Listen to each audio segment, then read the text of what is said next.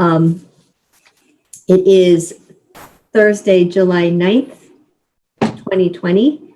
Welcome to the Littleton Planning Board meeting. And this evening I get to read this wonderful stuff again because we are in COVID. The town of Littleton began conducting remote participation Zoom meetings pursuant to Governor Baker's emergency order suspending certain provisions of the open meeting law on March 19, 2020. Since that time, unanticipated concerns have arisen. In response to these concerns, the town will implement the following changes, which in no way prohibit any member of the public from participating in discussion and sharing information during a public meeting. It will ensure that all listeners and participants have equal access to the meeting. For folks that joined the Zoom meeting, your microphones are muted. If you called in by phone, please use *6 to mute or unmute your phone so that the meeting can occur in an orderly fashion. We ask that folks who join keep their microphones on mute so background noises do not interfere with the meeting. If you wish to participate in the meeting, please use the raise your hand function available on Zoom. And then also, if you called in by phone, you can dial *9, which will activate the raise your hand function. The meeting host will notify the chairperson of the raised hands, and the chairperson will determine whether and when to allow public comment. When called upon, participants, please unmute, state your name and address. After speaking, please return the microphone back to mute. So all votes will be conducted by roll call. So members, that means we need to say our names and then yes or no, so it is clear for the record. Planning Board members participating remotely this evening are myself, Anna Houston, Delisa Laterzo, Mark Montanari, Jerry Pertante, and Jeff Yates, who just won the election for a 5-year term. Congratulations, Yay! Jeff. I shouldn't be smiling. Yeah. Sorry. Yeah, exactly. I hope you are all well this evening. Jerry, greetings. All right. So on this evening's agenda, we have board business, which includes board elections. First we have board elections, then we have board business, which includes public input, board member updates, minutes, bills and payroll. Then at 6:45, we'll move on to the continued public hearing for 336 and 338 King Street, SRD, Aquifer Water Resource District Special Permit, Hager Homestead. And then after that, we move into G7 Labs, 160 Air Road, Adult Marijuana Establishment, which is a marijuana testing lab. And we will have a discussion about the proposed special permit. And then we will end the evening with item number 5, a planning board deliberation on 195 Tahadawon Road, Healy Corner definitive subdivision, open space special permit, and senior road review applications. So, well, with that said, it has been an interesting 7 months as the interim chair. Thank you for allowing me that opportunity to have this experience. And so it is that time of year to elect new officers. So let us start with nominations for chair. Anna Houston. Yes. Thank you very much, but I decline to accept the nomination. And for anyone watching, this really is a lot of work, so. Yeah. It really is. I think you've done a great job at it too, by the way. I think so too. Thanks. I've tried to convince her and I've said, look, you could just moderate and we'll divvy up everything else. Yeah. No, It hasn't worked. Nope. So Well, we can then I tried to self-nominate. convince Jeff. I would nominate Jeff then.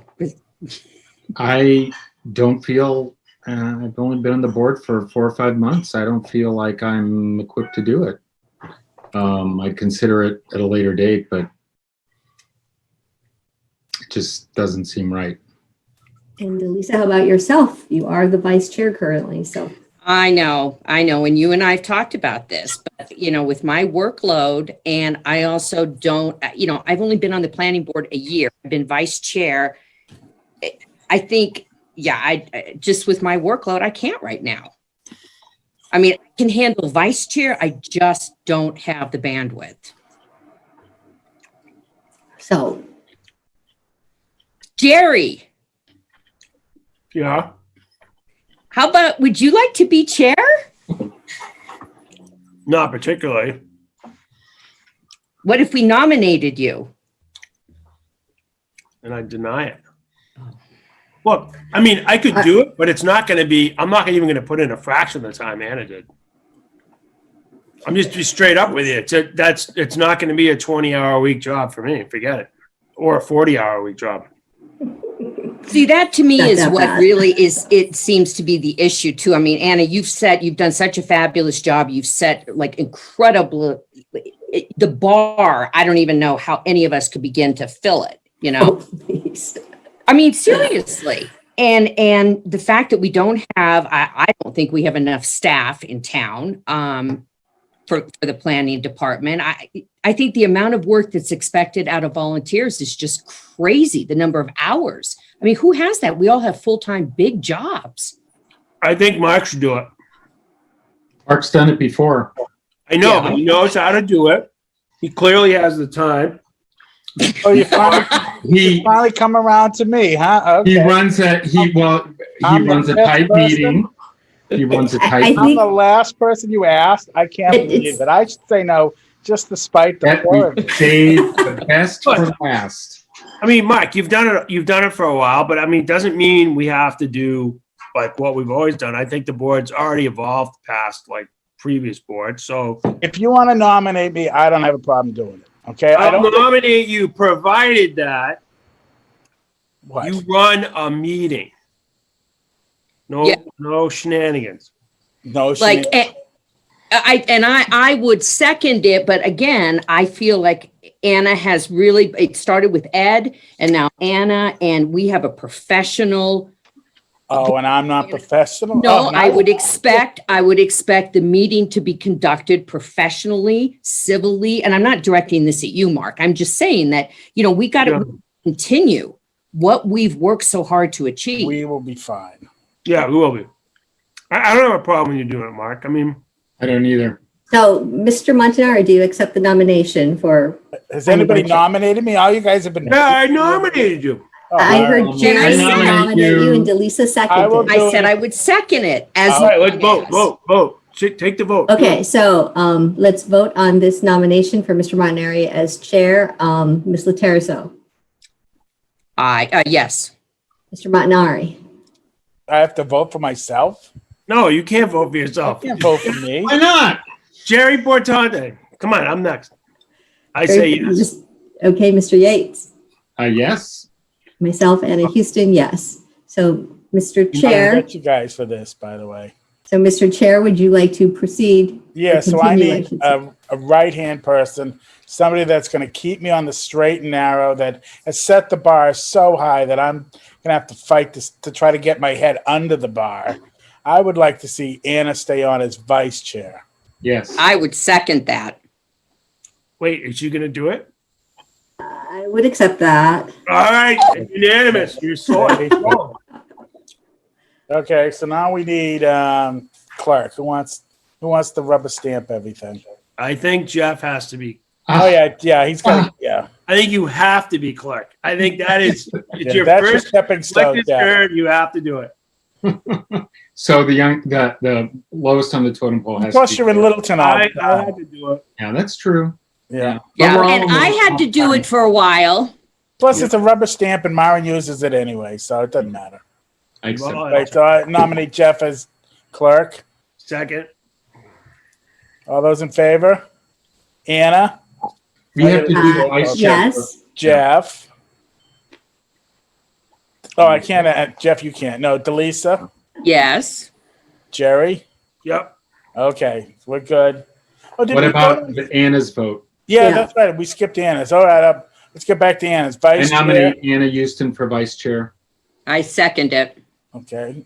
All those in favor? Jerry, Delisa, Yes. Jeff, Yes. I'm a yes. All right. So now we have the committees, right?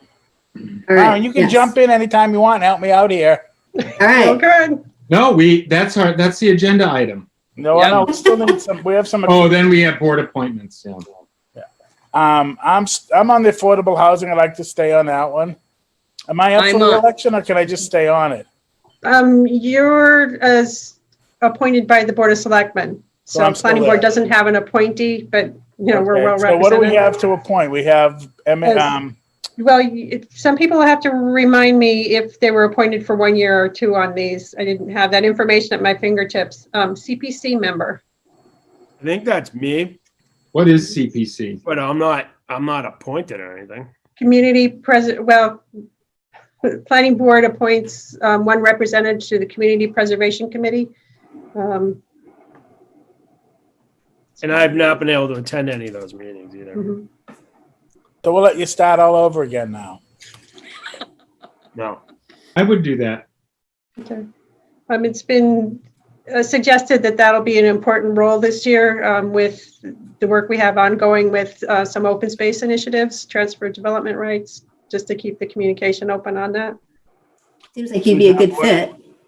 Okay, so why don't we have Jeff do that? Do we have to vote it or just? I would recommend to vote it. All right, I'll make a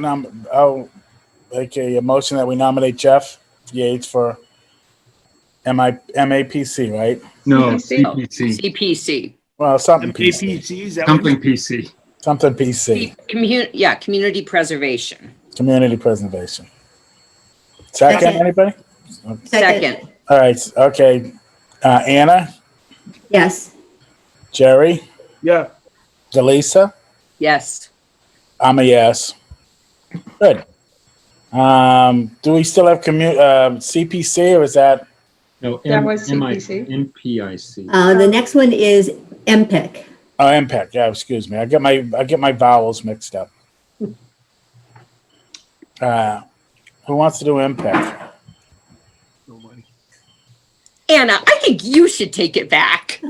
Well, I'm already on the Littleton Common Committee and on TAC. So Okay. And I would like to keep Littleton Station, so I could keep MPIC. I mean, I don't think Jeff should be on MPIC because your wife is on MPIC, and that I could don't be even know what MPIC is. master plan implementation. Oh, okay, yeah. Jerry, if you want MPIC or Mark, you want MPIC, I did it. Been there, Yeah. done that. No, Okay, Jerry.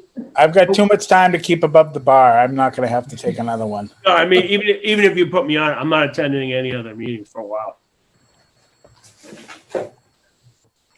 Okay, I'll keep MPIC. Frankly, I think that, I don't mind. I mean, I think so much more onus now is going to go on Littleton Common, so I'll keep it. okay. And Trying to then- get rid of the sunlight. Yeah, that's better. So, Mark, while you're adjusting, TAC is the next one. What is? TAC, Transportation Advisory Committee. Oh, that's the one that Gary Leduc is on. Do we even have anybody on that? As Gary's kind of been handling the whole thing, right? I don't think Planning we board need is supposed to Gary appoint- talked to me at the polling station. He acted like we had no involvement. Yeah, I don't think we have. Planning board is supposed to have one appointee and one alternate. Anna's been the appointee. They meet usually once a quarter. Okay. So So Anna, I'll do you want to keep it? Do you want to keep that? I'll do Well, it one. meets once a quarter, so I guess I could keep that one. I mean, the alternative would be I could switch MPIC and you take MPIC and I'll take transportation because I think Littleton Station is going to there's going to be an element to that. Oh, okay. Well, that makes sense. It's up to you. Yeah, no, I think we should be strategic about it. I mean, if it. Well, if I'm it just makes more thinking sense. if you're going to be on Littleton Common and MPIC is already so much of the common, would it just be kind of easy? I don't well, care what. Yeah, so MPIC is going to be going through some changes possibly based on leadership changing. So Mike Zeldin is now off of MPIC. And so I don't know who the new chair is going to be. I do know that Mike Fontanella had reached out and just let us know that there would be that change. So it's really up to you, Delisa, whichever one you think is going to be the most the most connected to what the train area will do. I think the transportation is, That makes sense. I just think Barry? again, Littleton Common and MPIC, there's a lot there. Plus you've already served on MPIC. So, I mean, it's, you pretty much just have to attend. Okay. Okay. I thought you were doing less, Anna. I know, right? Well, come on. We need, All right. Jerry's going to be doing TDR type stuff. So that's going to be a heavy load too. I mean, you won't have form-based code anymore, Anna. So that's going to be huge. Yeah. So you really only have Littleton Common and either TAC or MPIC. Right. So I'll do MPIC because I do think that TAC will be good for you to be on from a transportation perspective. Okay. We need to vote on those two decisions? We need a voter that just appointed. I don't know. I can run with what I have so far. Thank you. Okay, we're good. Getting short on time. And the station area work study working group, Maren, you had said something about that, creating the committee. Do we actually have to do that? There has been question that I've heard if it couldn't become a regular committee with agendas and minutes, so it's a little more transparent, the work that's going on. Is that something, we have a meeting coming up, just so everybody knows, where I think we're waiting for, Mark, did you respond to Maren's doodle? Maren, did I respond? Yeah. Yay! Okay, so we do have a meeting coming up at the end of this month. I don't know exactly what date. Would it be appropriate to discuss that then? I would think so. We'll Yeah, see. if we haven't had input from the selectmen before then, yeah. Yeah, I mean, I personally think it should become a committee because this is going to be big. Mhm. I think we could use some more help and. Cool. All right, so we're on to 7:40. We're all done with this for right now. We're on to 6:40 board business. Mr. Montanari, yes. Mr. Chair, I think we did have to open up a hearing at 6:45. Yep. Oh yeah, we're at 6:50. Excuse me. I'm So out of practice. I'm so out. Well, why don't we jump right to it right now? Then we'll come back to board business. How's that? Beautiful. Does that work? Maren, are they in the wings waiting for us? They are, yeah. Okay, so why don't we do a 6:45 and we'll come back to board business. It's like riding a bike, you don't lose it. All right, so we have a 6:45, continue public hearing, 336 and 338 King Street, Senior Residential Development and Aquifer Water Source Resource District Special Permit, Hager Homestead. I see Douglas DeShane, I see Bruce Ringwald, I see Sheldon, I see Tom Bigelow, I see Diane. You don't look like Diane. Oh, I lost Diane. There's Diane. And the rest of us. So, are you going to start, Doug? You're going to give us an update where we're at? Yes, Mr. Chairman, members of the board, good evening. Douglas DeShane. Mr. Montanari, congratulations on your recent appointment. Oh, yeah, thanks. As you mentioned with me this evening, Bruce Ringwald, our engineer, Renee Fair and Sheldon Pennoyer, our architects, Matt Blackham and Diane Loomis from Massachusetts Co-Housing, here to continue our discussion on the proposed Hager Homestead project. From my perspective, I believe we have three major topics to address tonight, if the board agrees or so desires, and that is an update on the status of the engineering peer review and our engineering design, a discussion relating to architecture and the changes and discussions that have occurred regarding architecture since our last meeting.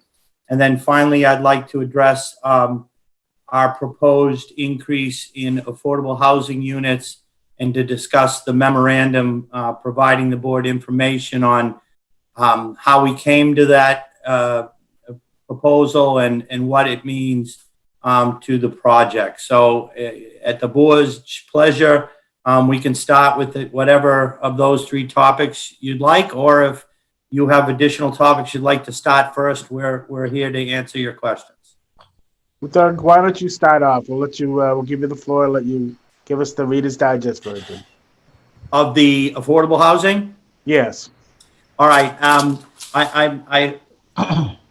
Mark, if you don't mind, we have Tom Bigelow from Green International. Make best of use of his time. Why don't we do? Yeah. Why don't we do Thank the you. peer review first? I didn't see him. I don't see him anywhere.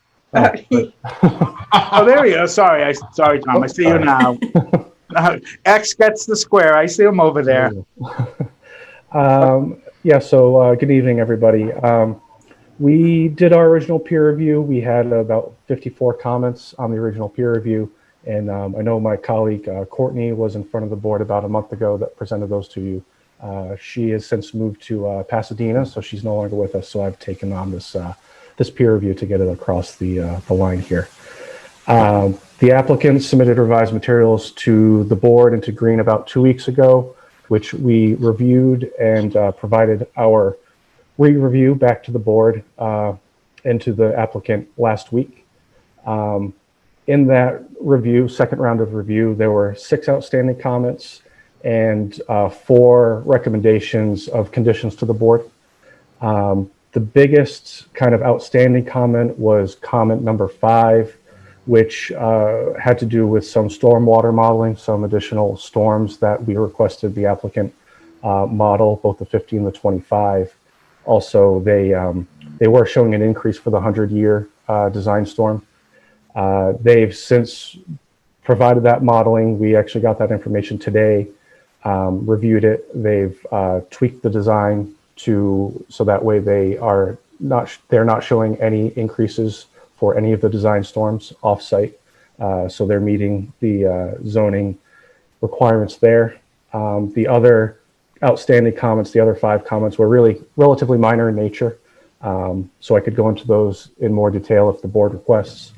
And then, like I said, we really have 4 conditions that we are recommending to the board. Those are really the outstanding items that we see. The first condition has to do with they are showing work not within the 50-foot disturbance zone that the Conservation Commission has, but close to it. So we feel that there may be some work required within the 50-foot when you take into account some construction limits and in some potential grading and footings.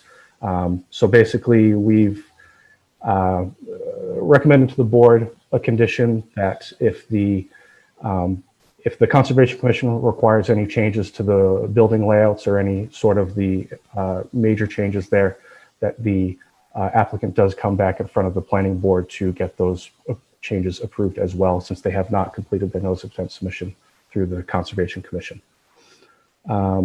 The next 2 both have to do with just really coordination with the fire department.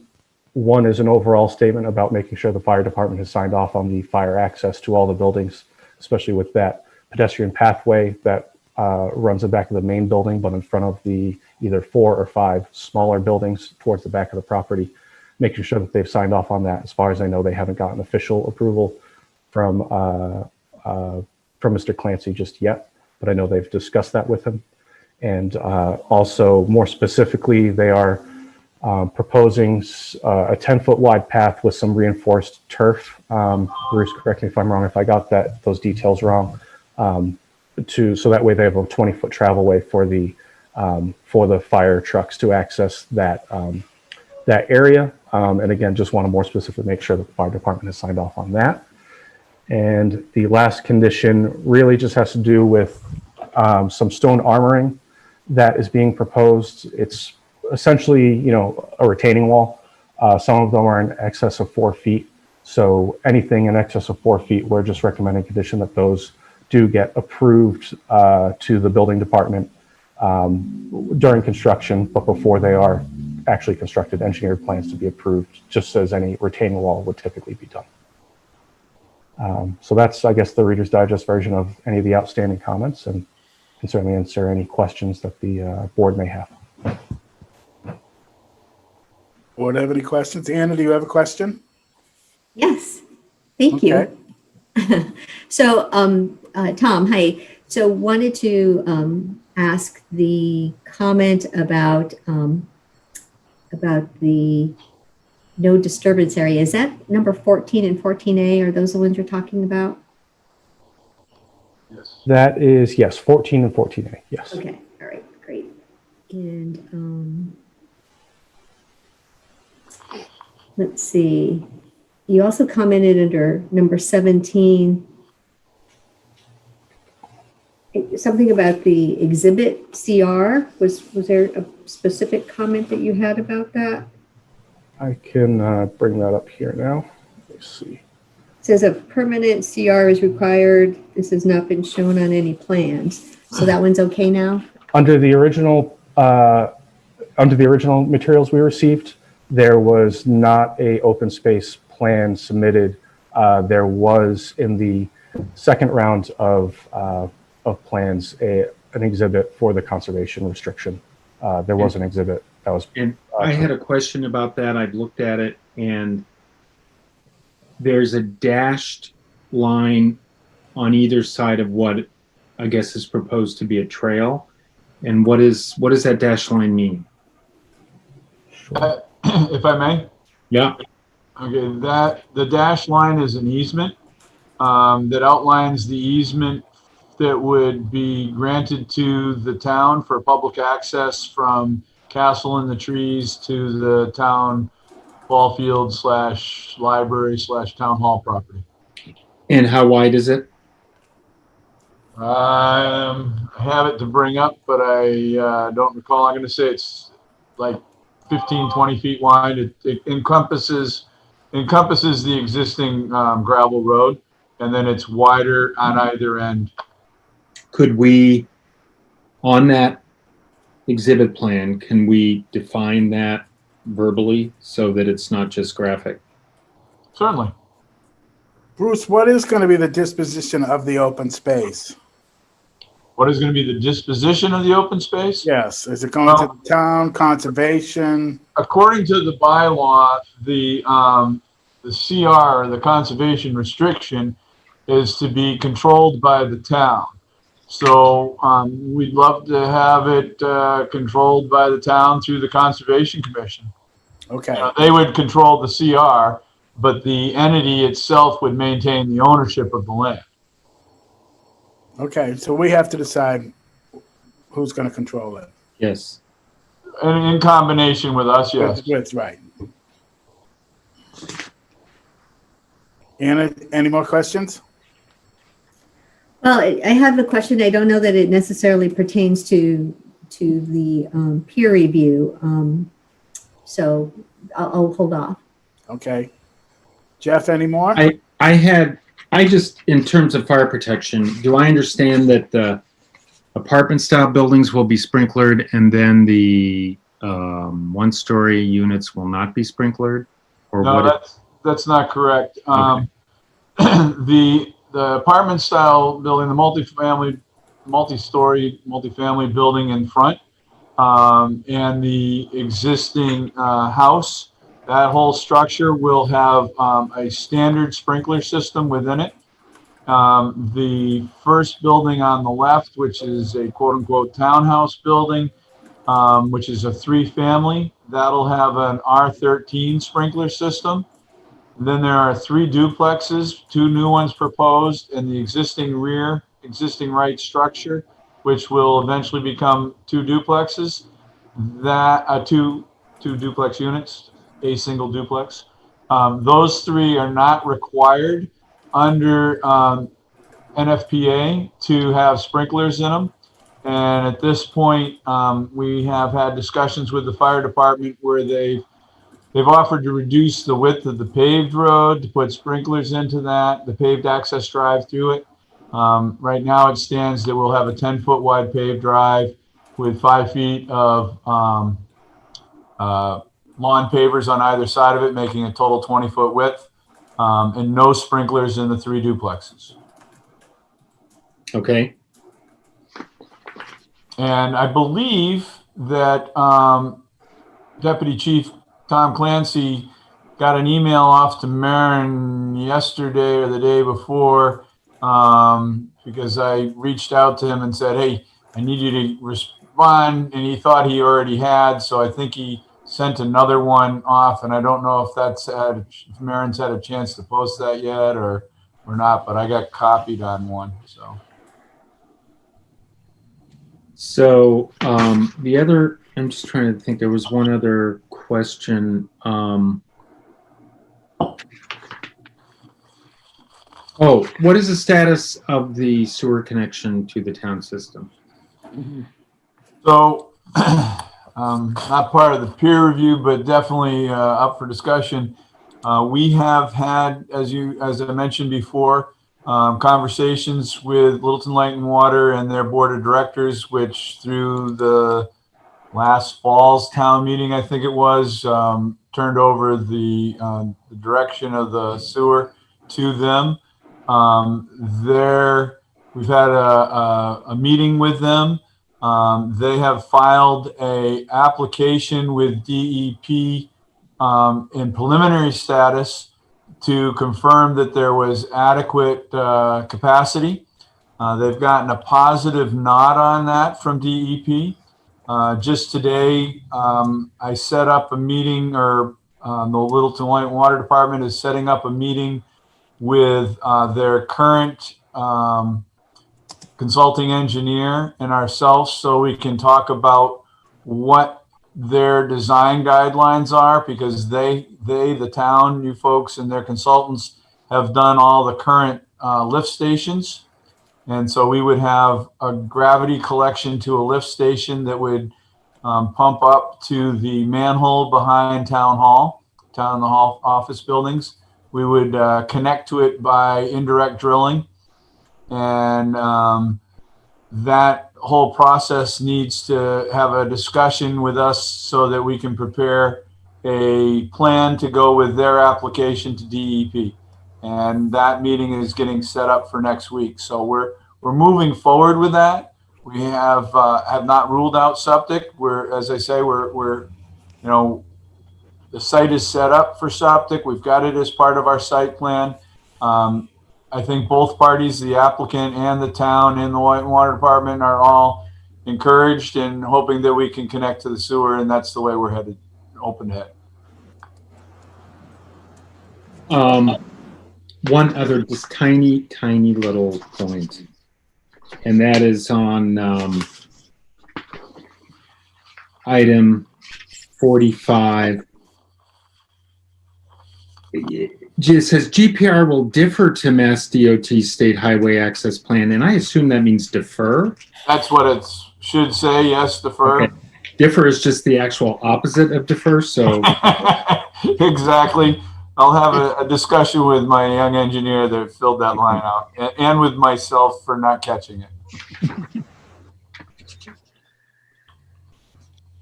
Anything else, Jeff?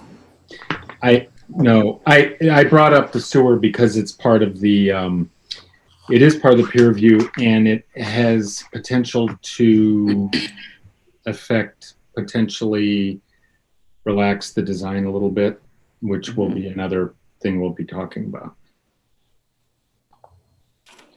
How is that going to work exactly? I mean, you're not in a sewer district. So the new sewer is not in place yet, Jerry. What there is the existing sewer system, and when a package treatment plant is designed, it's designed based upon Title V flows. And Title V flows are twice the average daily design flow based on the charts within Title V.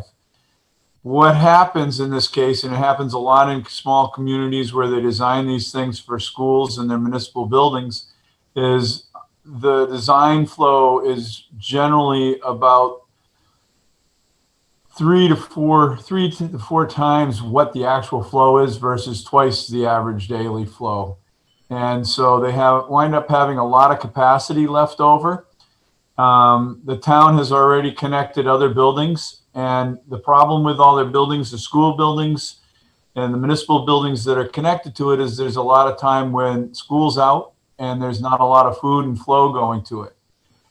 Those things combined with the fact that our site is into the Aquifer Protection District and it's very close to the town lines, the Littleton Light and Water Department and the sewer committee as it stands currently are very interested in getting a steady flow of septic effluent, and we would be tying into the existing system and not in the sewer district because it's not part of the proposed sewer that you have coming down the line. It's part of the existing sewer system. No, I had heard that the school septic system is suffering from non-use. And It's definitely beneficial to get flow in there like now. Yeah. we're trying. But it begs the question, the sewer system we have now is for municipal use only. I know.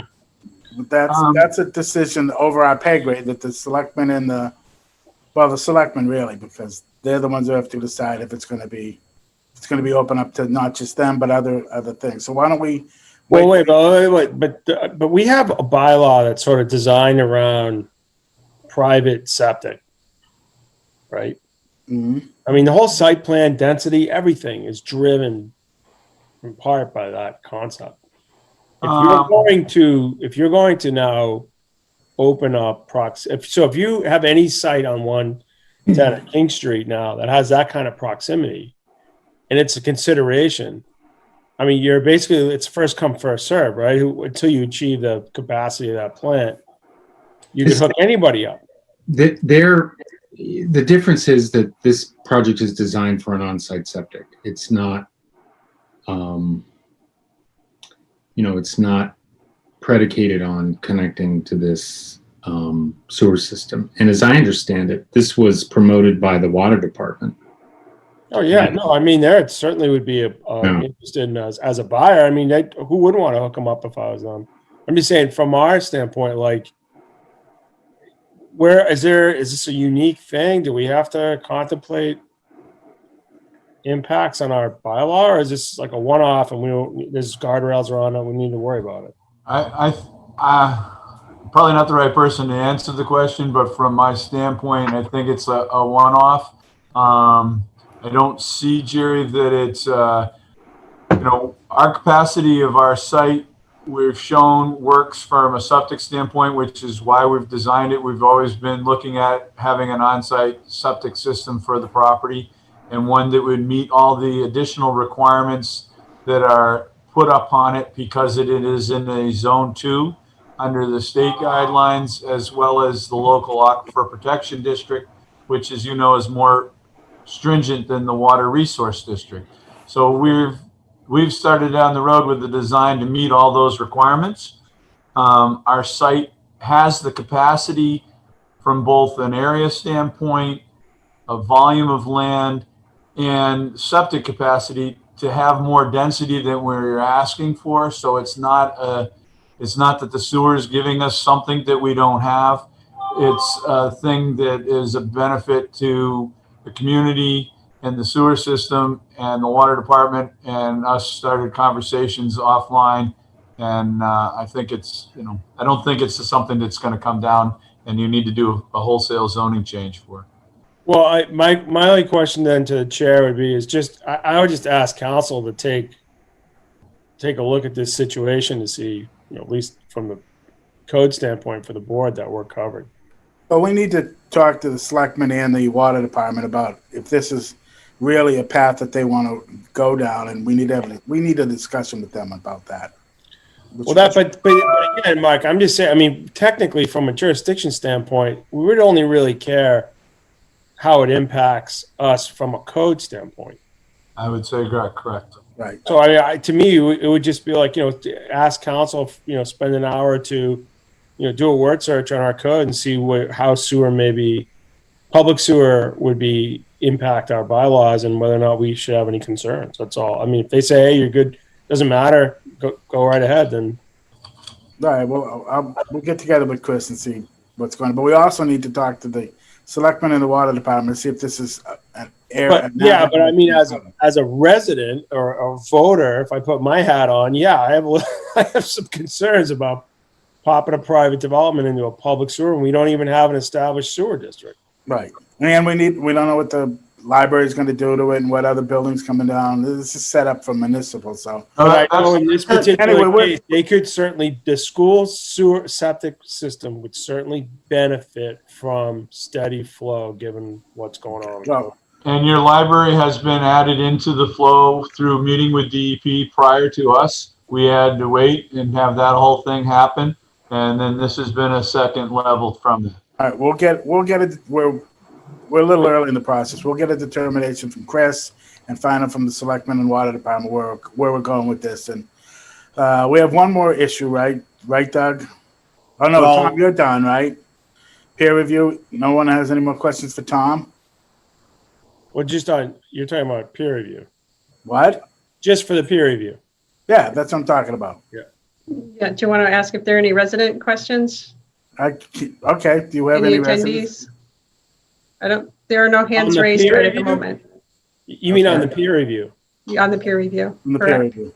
Okay, so we'll move forward. Doug? All right, so thank you, Tom. All right, great. Thank you all. Have a very good night. Thank you. All right, Mr. Chairman, I suspect then what I'll do next is we'll run through the affordable housing component proposal, and then we can wrap up with architecture. I did submit a memorandum outlining our position, although I will admit it was just recently this week. And that was because this has been an evolving analysis, and we were just able to get all of our numbers together and meet offline to get some input on our proposal. So I'm just going to run through the proposal, Mark, because I think it'll be quick. And then the board can decide whether we're going to discuss it or you want to take it under advisement.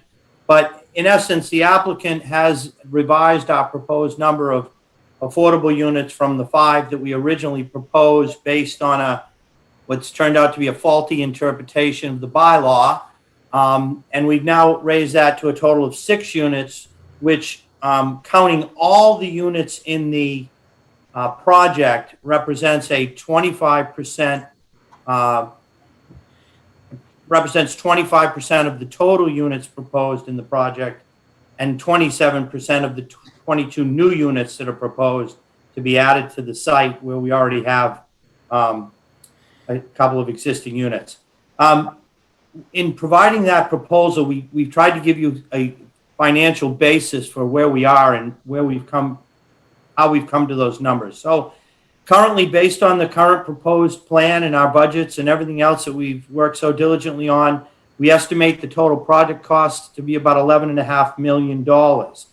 That's high based on 2 extraordinary costs associated with the project. One is the cost of the 15 acres of land that we purchased when actually we're only using 3 for the development. And 2, the cost of acquiring and retrofitting the federal house, the existing federal home, for conversion into the common house, which is almost 5,000 square foot amenity. We certainly believe that those 2 amenities, having that large parcel of property and this amazing revised home as a common house, are really amenities that make the project desirable for affordable housing, senior housing, and will provide its residents an increased level of social connectedness. Additionally, as we know, the market rate prices of the market rate units, because I know the board is concerned that we keep those as low as possible, as is the applicant, as you know. So the market rate costs are impacted by the number of affordable units that we propose.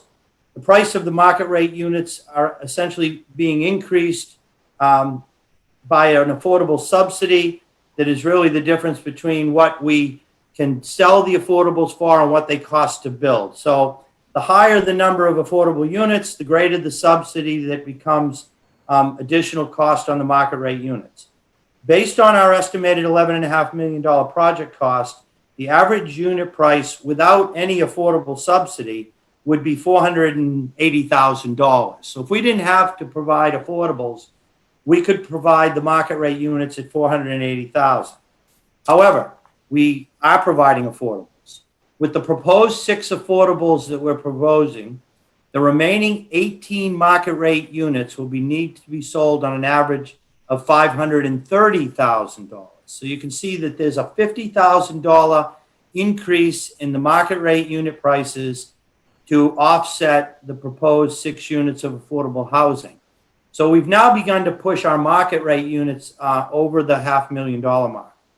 We feel that's significant, and any further adjustments up are going to start to affect the marketability and the attractiveness of the market rate units to a point where we're concerned that people may not want to buy them at that price. So what we're proposing, and I've given you a little chart in the memo, is that we're proposing 6 units, 3 1-bedrooms and 3 2-bedrooms. We've 1 bedroom at 80% of the AMI. The price of that unit would be about $205,000.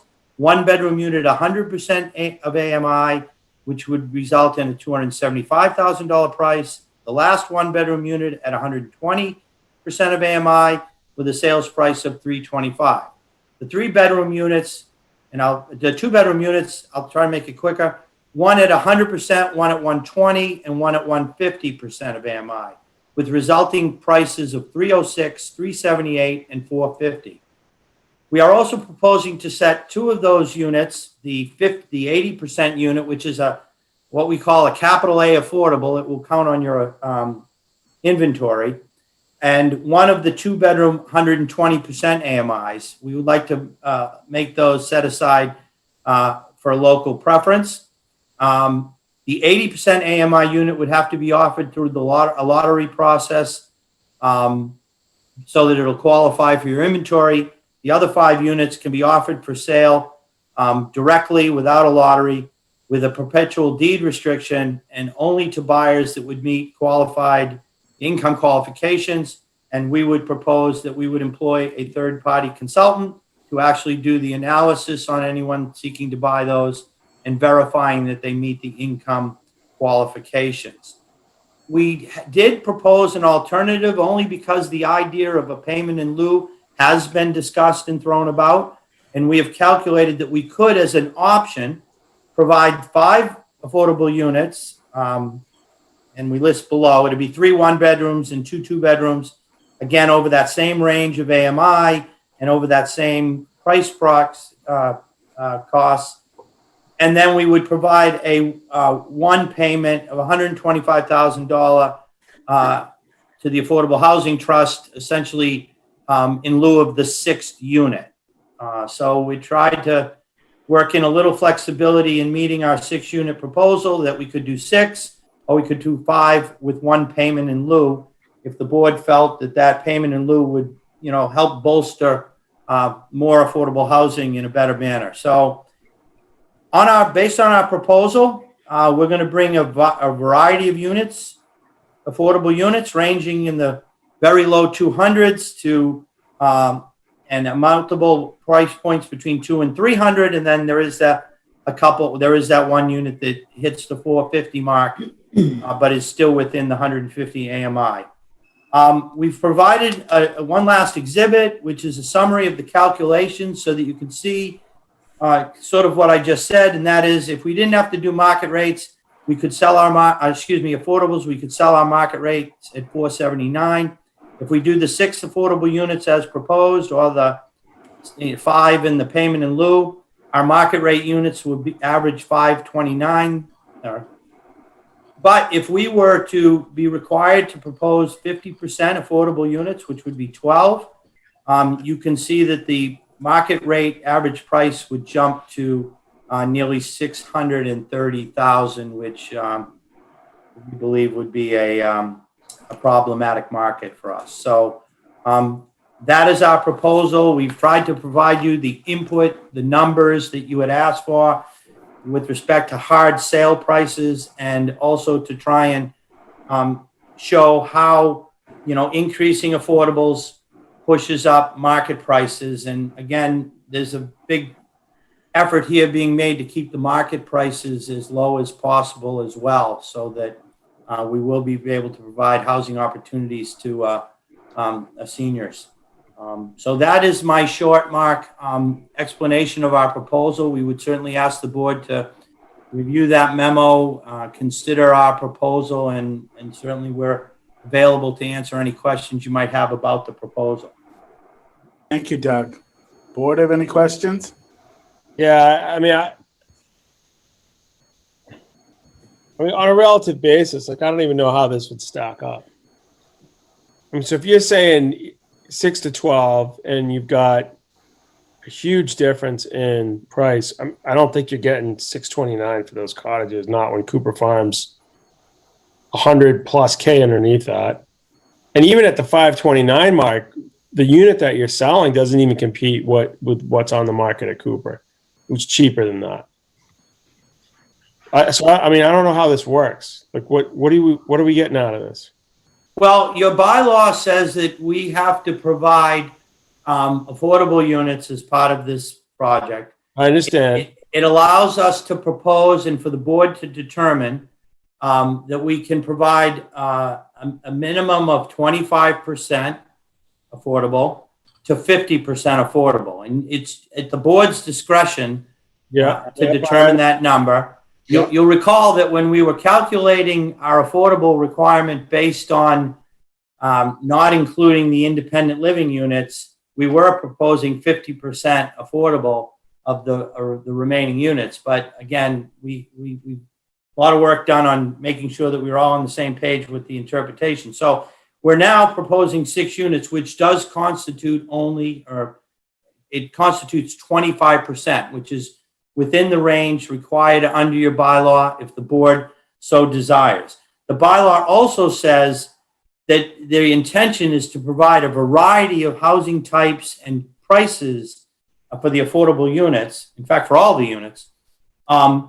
And so what we've done is we've proposed to provide the 6 affordable units, one each of the whole range of affordable pricing allowed under your bylaw. So one at the 80% that would fall into your inventory, all the way up to one at 150% of AMI. So our proposal is consistent with what the bylaw requires, but it is within the prerogative of the board to accept that or not.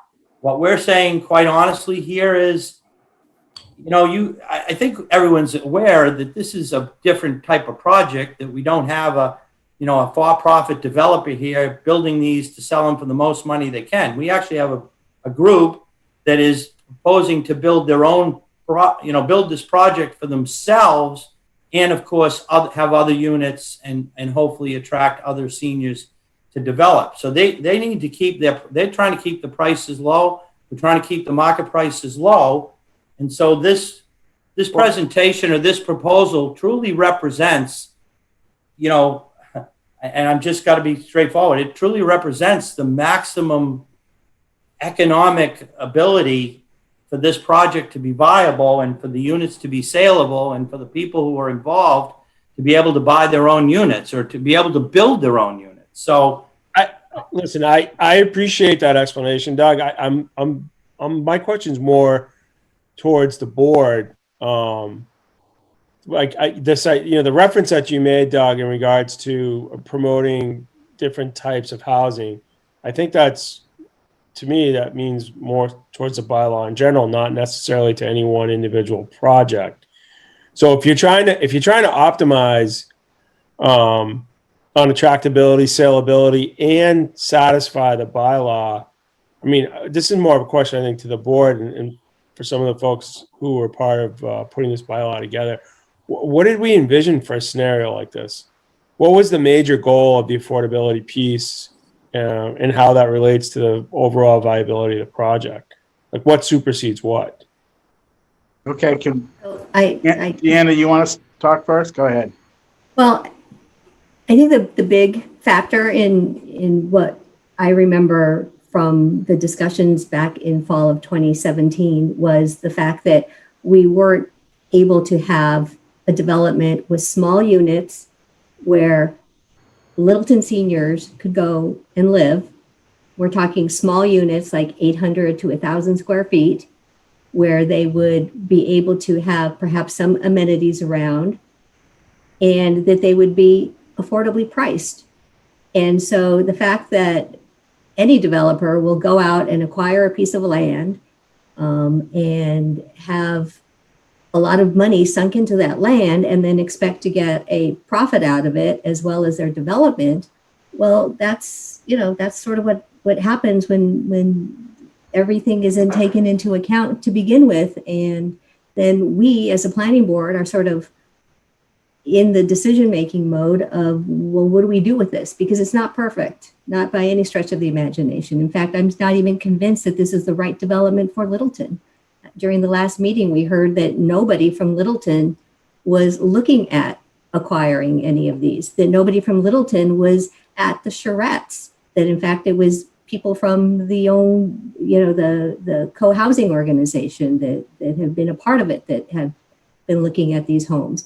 So from that standpoint, I'm not even convinced that this is the right development for Littleton, because what we're looking for in Littleton is smaller units and more of them. And these to me feel like very middle class, upper middle class homes that have a certain co-housing model, and that's what they want to build. And so that's what's in front of us now. But I don't believe that this is what we intended. No. No, but right. But let's just, I mean, I appreciate your explanation, but let's take some of that off to the side. But if we're balancing this on priorities, and you were saying, hey, you're being offered 24 units, we're at six affordable, so 25%. Even the affordable tiering, it's only one at the low end, and then you kind of creep up fast, right? So it's pretty steep. You could even argue that in the mid of that range, you're really not really affordable anymore. It's not. Right. So anything above 100% AMI is not affordable. Right. So then you're in this situation where you're like, okay, should, design, right? It's kind of driving this profitability. So you've got your garrison housing up front, you've got cottage housing in the back, and you've got this sort of pricing breakdown. I just don't know if this is a fair consideration for us. I mean, should we say something like, and again, this is strictly for the board, affordability is a priority. And so therefore you should start with that and back your numbers out the other way. Yeah. And this was something that I Mr. must say Chairman? when, I'm sorry, one more quick thing and then I'll stop. When I met with the folks from the co-housing group back in, I believe it was late November, I was very clear that we were looking at the higher end of affordability, 25 to 50%. The gentleman who was at that meeting is currently not is not here this evening, but Maren was there and I made it perfectly clear what we were looking for. So there should be no surprise that that's where we are back again. All right. So it's safe to say that this is not what you would have expected for this particular project. No, can I say?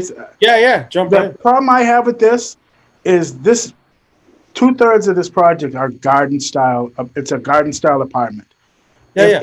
If the pricing was more in line with what a garden style apartment should go for and is affordable and was set aside for seniors, you can't $400,000 for a garden style apartment is not affordable, and it's not what we're looking for. 200, yeah, that might be somewhere around there because you're getting the bonus density of putting an apartment building in, and nobody's done that yet. We have to wrestle with that one, and the fact that it's a big box with 22 apartments in it, or 18, whatever the number is, and they're garden style units. So, Right. And so to say that they're $400,000 is not what we're looking for. It's not senior. Well, and in addition to that, we're then also talking homeowner fees. So you put that on top plus the taxes. Rather than go any further with this, we have a meeting on Monday night with the selectmen to talk about senior affordable housing. Why don't we discuss it with them to see where they're at? Because Cindy Napoli called the meeting between this Affordable Housing Trust, the selectmen and ourselves. So why don't we talk to the selectmen about it, see where they're at with this, knowing that we have definite concerns. I think part of the issue is the fact that the first two senior residential developments we've done here have not given us what we expected out of that. not at all. Mr. Chairman, Yes, could I just quickly, make by one- the way, we're gonna, could I just make one quick statement? I think it's important. I think in a way, we're looking at the tail wagging the dog here. This is your senior residential bylaw. And if you read the purpose and intent, it talks about providing a variety of housing types for seniors. Mhm. The goal of this bylaw, the intent, if you read it, and is to encourage the development of senior housing and a variety of senior housing, and to give seniors in town a place to downsize or to have, this something where they have amenities and everything else. The affordable component here is, an add-on. It is saying that not only do we want senior housing and a variety of senior housing, but we also want a component of that to be affordable. I get, Doug, I think the part you're missing Can is- I? Wait, no, let me And go there. but none of your other projects to date have provided the town any variety of senior housing. No, they have. I would like to speak. I'd like to speak because I have not said anything yet. I actually really like this project because I think it does provide diversity of units. I think it's very different than what we've seen. I understand, Anna, what you're saying. Yes, there will no doubt be some middle class and upper middle class seniors who would want to live there. So what? That's part of our responsibility, is to address that need. But in addition, you will have these 6 affordable units. So it's going to be mixed. I think this is very, very different from Jones Meadow. I think it's very different from Weber Village, which we now know we've got families going in there. So before everybody else has had their opportunity to speak, I wanted everybody to know how. I have a comment too, and this is to Anna's comment about a middle class or upper middle class. The issue, I look at it from a different way, and that is that these are very generic garden style apartment plans. There's nothing fancy about them. Mm-hmm. Fanciness comes with the amenity of a 5,000 square foot historic building that's retrofitted for community use. It's for walking trails in a meadow. So people, this is not going to, it's not a buyer who's buying on square footage, or they're buying into a lifestyle, a community. I'm concerned that they have that many, they have enough buyers, but I would say that the senior bylaw does not anticipate this kind of proposal. But on the other hand, this proposal has gone further than any other proposal in getting what the senior bylaw did anticipate. And I'd also say that we have to, analyze, this is a proposal. We're not, we could go out and design a garden style apartment for seniors, but that's not what we're doing. This is what's before us. And I do think that, we can quibble about how many 1 bedrooms, how many 2 bedrooms, or, 120%. I mean, there might be some things around the edges, but, I don't know. I'm sort of with Delisa. So, Okay, well, this is what. Well, wait. I mean, I have other problems. I with the project, have but not that. something I want to say. This is what we're gonna get hung up on, right? So the bylaw itself is a product, and it encourages a certain type of development. In this case, senior housing. We have an applicant here. This is their proposal. They come in here with this money, and they're saying, "Hey, this was our cost. If we want to do affordable housing, this is where we're going to get you." These numbers, to me personally, don't look like they're going to attract anything affordable in Littleton. It sounds like from the vignettes that we actually didn't get any Littleton traffic at all. To the extent that we sold the bylaw, and again, correct me if this characterization is wrong, to Littleton as a way to help promote affordable senior housing to our residents. If that's the spirit of the bylaw and that's the spirit in which it was sold, to me, this plan doesn't do that. okay, I'm well, not saying this plan is a bad plan. As a matter of fact, if we're not going to, because this is what I'm trying to get my head around. If we're going to say, let's take this affordability off the table and go with plan A, which is we don't do any affordable housing, you get a lower average price. Well, may not get anybody from Littleton, but for this project, you'll get your unit prices and it looks viable. The other two options don't even look marketable to me. They don't look viable at all. Okay, Yeah, well, but you're not the marketer of this. You know what I mean? We're basing this on like it just kind of feels like that. No, I'm going by the prices that are Okay, currently these selling in the people other feel- areas, you right? you know what? You know what? These people- We're excuse me. running late. As Hold on, chair, Okay. No, I want to address this. I'm going by the prices that are being sold in your other housing developments Mhm. right now. I'm not making this up. Look at what's being sold here behind my house. It's a different buyer. I mean, Yeah. co-housing isn't for everyone. It's a very small part of So the. it's Right. okay. That's what I'm saying. So should we even care about affordability? That's what I'm asking. Yeah, I we think we should. have to, according to We the have to. bylaw. yeah, according to bylaw, we have to care. Listen, But let's if we not- get All right, then that's- six, we we're get not going to six. decide this tonight, though. Myron, we need to continue this till August. We're going to meet with the selectmen Monday night. You guys can all Zoom in, and we can have this discussion with the selectmen to get a feel for where they're at with this. Mark, could I ask one thing, since you're the affordable housing contact?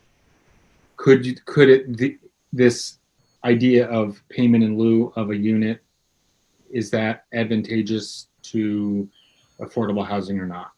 That's what we're doing all along. Everybody's paying in lieu of giving. No, so in this particular instance, does it make sense? We need the units. We don't need the money. We need the Okay. units. But that's beside Myron. Time, please. Actually, the August meeting is Thursday, August 6th. Want to put them on early? Do you want to do that, or do you want to add another discussion later in July? No. It's the summer. It's summer. No, let's do August 6th. Everyone's Okay, saying, no, now that you're not chairman, you don't want to meet twice, Anna. No, that's the way it's going to be. Okay, August so You got that right. do Can we this put it one on early earlier? at Yeah, so, yeah. Do it 6:45? early in August. This is going to be a discussion. 6:45, August 6th. And can we follow up with you, Doug, after we've spoken with the selectmen on Monday night? Is that? Oh, Okay. Mark, we're available to talk Okay. and discuss. Why don't we do this. that? All right. Thank you. And are we going to try to do the architecture now, or? Oh, Unless you want to get in another big discussion. can we continue that until the next meeting? The buildings aren't going anywhere, right? We're running. Could we just read in a letter that we got from the representative of the Historic Commission? If we're going to read in the letter, I request that we have a chance to rebuttal the letter because it's. And discuss architecture, because that whole letter speaks to architecture. Yes. Mm-hmm. Okay, we'll give you a couple of minutes. Okay. So do you want to do the architecture or do you want to do the letter first? Why don't you do the letter first and then respond back to it? Because I agree with the letter. Does someone want to read it? Yeah, you want to read the letter? You want me to read it? Yeah. Hold on. Who's it from? Jonathan Leibowitz? Is he up top? There he is. Comments July 20th. So Jonathan Leibowitz, 2 Littleton Planning Board, subject proposed development at 336, 338 King Street, dated July 6, 2020. He goes to say, I would like to submit comments to the proposed development, repeated address. I am a member of the Historical Commission, but these thoughts are my own and do not represent those of the commission. Does not discuss the project. I appreciate very much the care that the recent owners have taken to keep the building in outstanding condition and believe the adaptive reuse as proposed here is often the best way to preserve historic resources. I am not opposed to the project as such. At the outset, it is important to emphasize that the Hager, aka Daniel and Deacon James Kimball homestead, is recognized to be an exceptional historic property. To cite this Massachusetts Historical Commission survey form, the property is among the most interesting and distinctive residences in Littleton. This is in quotes. The authors of the survey list it as, again, quotes, contributing to a potential historic district, end quote. That he has a reference here, Literature 87, available on MACRIS. Any additions to the building should prioritize preserving and enhancing its distinctive features, including front facade, brick sidewalls, and 4 tall chimneys, as well as the scenic landscape on which the building sits. Such additions should not detract from the potential National Register district that would include the Hager Homestead. Another consideration that should be prioritized is the intention of Littleton townspeople, strongly expressed in the newly adopted form-based code zoning, to keep new construction in built-up areas no taller than 2.5 stories. While the Hanger Homestead is not in that part of the town included in the new zoning, it abuts this area, and the preferences for this height would be even stronger here in the residential zone. Another item in the new zoning that should be considered is the preference for the traditional New England big house, little house, back house, barn, massing rather than large-scale structures. The current proposal for 336, 338 King Street, with its large 3-story plus roof main structure, is out of scale with the existing historic house and with the surrounding neighborhood. Even with the changes made in the recent iterations of the plan, there is still a massive apartment building that overwhelms the existing structure. I hope that the architecture could design their addition on what is a very large parcel in a more sympathetic, less obtrusive way. I have not been able to judge the extent of any demolition proposed for the historic building, but would like to note that if there is significant demolition, it is subject to the town's demolition delay bylaw, which provides for delay of up to 12 months for any demolition, Town Code Chapter 65, and there is no signature. Okay, Can I jump in then? sure. So this is Sheldon Penoyer. Thank you for letting me speak this evening. I'm going to address Mr. Leibowitz's letter first. I was going to actually approach the architecture first and then go to the historic building.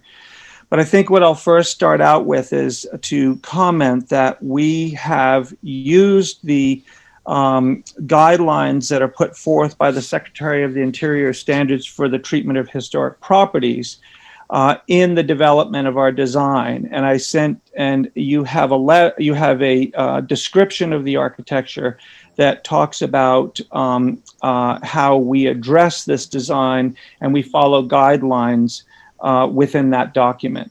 So I would also like to point out, Mr. Leibowitz talks about the condition of this building.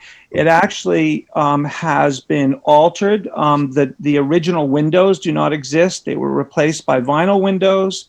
The shutters were replaced with vinyl shutters, and the siding is a concrete cementitious siding. On the back side of the building, the condition is not what it is on the front, and we plan to do quite a bit of work there to make repairs and bring it back to its original. In terms of the demolition, we're proposing to demolition the existing dental office that sits on the what I call the northeast corner of the building, and our proposed addition attaches itself to the northeast corner. However, it does overlap the brick facade more than what the existing building does, in order to give us the opportunity to make the first and second story of this building and the independent living units all ADA compliant and accessible. Let me go to the design, because we have spent, I'm going to share the design at this point on the screen. You all are aware of where we left off at the last meeting. We have tried to respond to, I think, some very good comments regarding the form-based zoning, to break up the facade of the building on the street side. And I think we have a better design that we've put before you at this time from what we originally had. And we think that that's been the benefit to some of this back and forth and our desire to listen to your board. I also had the opportunity to have a meeting, or it's not an in-person, a Zoom meeting with Jeff and Delisa and Marin, to talk a little more in regards to this, to the design of this 3-story building. As you know, what we did is broke up the facade. We chose to do a single-story building so that we could design this new piece as a 32-foot wide volume, which equals the width of the historic building on the street, which is 32 feet wide. If we did a double loaded corridor, we would have a much wider, possibly closer to a 60-foot wide building that we felt did not respect the scale of the historic building. We are, and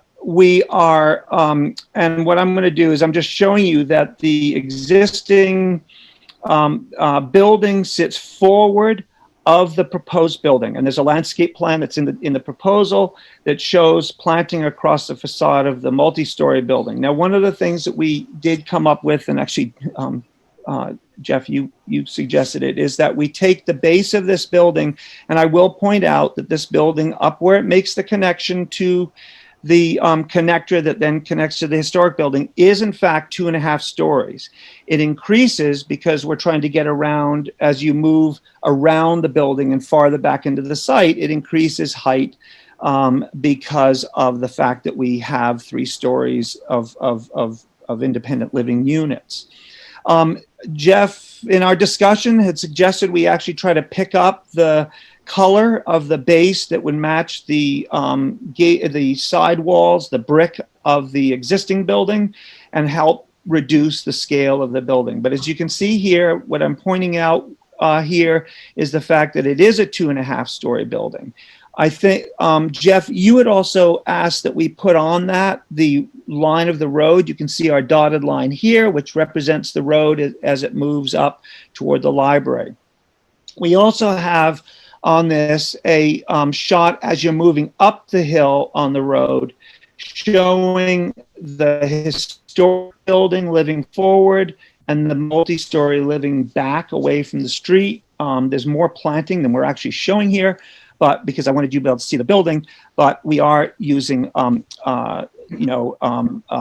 landscaping as required by the zoning bylaw to not only hide the parking lot and parking structures, but also to hide the additions to the building and make the historic building prominent on the street as it is today. I think that it's worth noting that part of the reason we're doing this, even with the plate and not sort of the consistent plate line here, or eave line, I should say, with some break in it, is that we cannot live in the roof of this building. One, for the circulation that's on the backside, and Jeff understands that because we sort of talked architecture when we were talking about this, but that the other reason is part of our goal on this is to reduce the use of energy and to design these buildings in a manner that meets a very low EUI, which is energy use intensity. It's a measure of how much energy you use per square foot. And when you break up into a roof line, it increases cost substantially and begins to detract from your ability to meet some of those EUIs. So we chose to use a truss on the roof and to break the eave where we could, but also break the facade by stepping it back. I did think it was worth noting that, yes, we have this historic building and we have this multi-story apartment building, but I think what we haven't shown is the image I'm showing here, which are the units that are set back behind as the garden style. They're You know what? attached. I'm sorry, but I'm going to have to stop you because this is, we can get into this. We let you discuss the letter that came into us. We need to move on. Can I make one more? Can I make one more comment? I won't go into this very quickly. I'll give you 2 more minutes. Yeah. So basically, Mr. Leibowitz made a comment that we have a lot of land to work with, and in fact, that is not correct. If he looks at the application, he'll see that this is very tight based on how much wetlands is on the site. So we have a very tight site to work with, and I hope I trust that the board understands that. Right. Thank you. We've got to continue because we have members that have to jump off at 9 o'clock, and we have to move on. We'll reschedule this for the 6th of August at 6:45. Anna, yes, quickly. Sorry, quick comment. Could the applicants please be prepared to come back next time and talk about the percent of wetlands in the open space?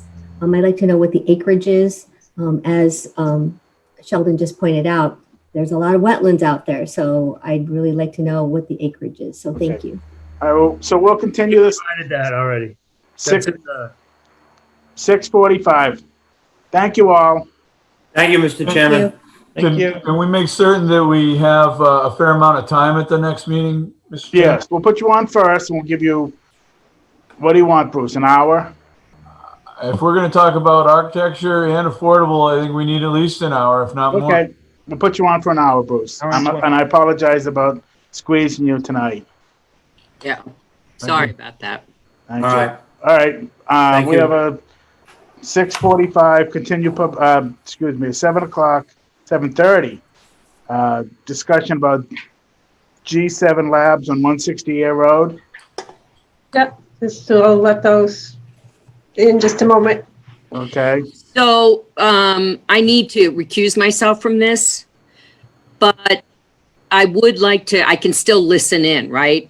Since I'm the landlord on this. Mr. Chair, yes, town clerk has made it clear to us that people who are recusing themselves need to be put in a waiting room, not Okay. demoted to attendee. Yeah. Okay. So Who- put who me said in, that? Ryan? how will I know when I can come back in? We'll well, still be able to hear. Oh, Yeah, okay. and it's up to us to let you back in, so we'll do that. Okay. You just All right. can't see your face. Bye, everybody. goodbye, thank you. Okay. 7:30, G7 Labs, Air Road, adult marijuana establishment testing facility. Special permit, how do we want to handle this? So this applicant is in front of the planning board. The bylaw recommends an informal discussion with the board prior to a formal application. That's what this meeting is A brief for. overview of what you're proposing to do out there? Blake, right? Sure. Yes. Good evening. I'm attorney Blake Mensing, representing G7 Lab. What this operation will do is take small samples from any cultivator or manufacturer, either on the adult use side or medical side, which will be subject to different license. Actually, I think we're doing adult use first. Anyway, what happens is there's a set of testing protocols that the Cannabis Control Commission's regulations require that everything sold meets. So this will be using, frankly, scientific equipment that's beyond my comprehension. But the principal here, Shankar Gautam, is an experienced scientist. He's designed and run labs testing other things. And so this would be one of the, I think we're up to only three labs in the entire state right now. So certainly we have 51 retail stores available and all the associated supply chain. So there's frankly both a numerical need and a geographic need to have more testing labs available. One other thing is this license class is known as an independent testing lab. The word independent, as it implies, means that Shankar may not own an interest in any of the other license types under any circumstances. There's an additional requirement of the regulations for standards testing it themselves. The protocols and what a substance may or may not have is a vestige of the Department of Public Health's regulatory structure. So basically, that's a medically focused regulatory structure, and those same testing protocols apply. They test for things like mold, heavy metals, and actually pesticides are How illegal. big are the samples? Usually about a gram or less, so really small. So you have to take a sample from every 10 pounds of harvested material. For things that are made into other things, they're actually tested before they're transformed and then tested again before they're actually sold. So what do you do with the waste when you're done with it? So the waste has to be rendered, the commission calls it unusable. What most people do is grind it up with some organic matter, whether it's soil or even kitty litter, something like that. And then it actually has to get locked in a secure dumpster. That's part of the security protocols. And then there's a waste disposal protocol as well. And just as an example, MCR Labs in Framingham got about $250,000 fine because they did not lock a dumpster. So that is a lesson that it was a hard one to learn. And certainly compliance is, So there's no value of what's in there. It's just test. You can't. correct. There's no reason to break in and steal anything because there's no samples that are big enough to. Correct. And they're specifically required to be rendered unusable. So even if someone were to cut a lock on a dumpster and the enclosure in the dumpster, they're not going to find anything more than no fun. And of course, So I think if they tried it, obviously, we'll get into safety issues and protocols as we move forward. Does the board have any questions about having the applicant move forward and hearing this in a regular public meeting? Deanna, do you have any questions? I have a couple, yes. So Mr. there's- Mensing, Mr. Mensing, you were just talking about the locked dumpsters. And so for this specific application, I was just curious because you provided a layout as part of your presentation, and we'll see full drawings and everything next time. But are you thinking that dumpster would then be outside the building or inside the building? I was just curious. So yeah, I will confess to not being a super visually inclined person. So I've looked at lots of plans. They just never stick in my head the way that words do. So forgive if I'm misremembering. But regardless of where it's stored, the same security and disposal protocols apply. So locked and inaccessible and rendered unusable. So I just truthfully don't have that picture in my head. So I don't know precisely where it will go. But as you correctly surmised, this will be the subject of the actual hearing itself. Okay. So we'll have that answer for you. Yep. And I will definitely have some questions around all of that related to the layout and what is everything within the building, as well as given the fact that it's supposed to be a sterile lab, what can be around it, like the combustibles. So all those different kinds of questions I will be asking. And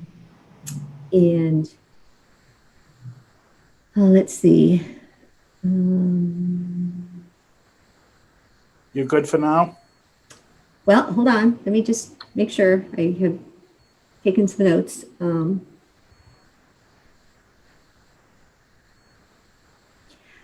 I guess the other main question I have is in terms of the security plan. Is that something that we will have access to? I know that you provided it to the police department. Yes. So we, because of the public records law and for obvious, theft deterrence, we can't have the full plan broadcast in the public eye. But as a function of the host community agreement, the chief does have sign-off approval.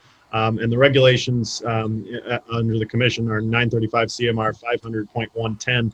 And they specify just about everything of that security system in terms of the equipment required, the capacity of the video recording equipment, controlled access, commercial grade locks, and even within the facility itself, once someone's cleared the background checks and works in the facility, there are what's known as limited access areas, which are exactly as the name implies.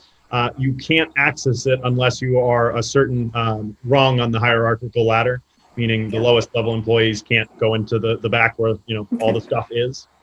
So that's very all covered, yes. But we can address in broad strokes. Just can't tell you where all the cameras are, et cetera. Terrific, and look forward to that to the degree possible. If not, I will check in with the chief, or he can check in with us. And then just in terms of process, I did have a question about where you are with the preliminary license. Yep. So we have submitted to the state. The state actually reviews testing labs slightly faster. So if memory serves, we've gone through one round of request for information, which is what it sounds like as well. They say, what do you mean here? Or dot this I, cross this T. So that will happen, in tandem and parallel with the local permitting. But just to be clear, we can't ever open this facility unless and until all the local components are, in the rearview mirror and satisfied. But truthfully, the commission's a little bit slow, even with the expedited review. So, we're not opening tomorrow for sure. Well, and with that, I had a question. I don't know if my peers on the planning board know about the steps in the process, and I wanted to just highlight that for everybody. Last year, I was on the marijuana working group, and so being able to go through that process was really helpful. So, Mr. Chair, would I be allowed to just bring that up and take us through it? Quickly. It'll take just a minute, I promise. Okay. Go ahead. Marin is bringing it up. Oh.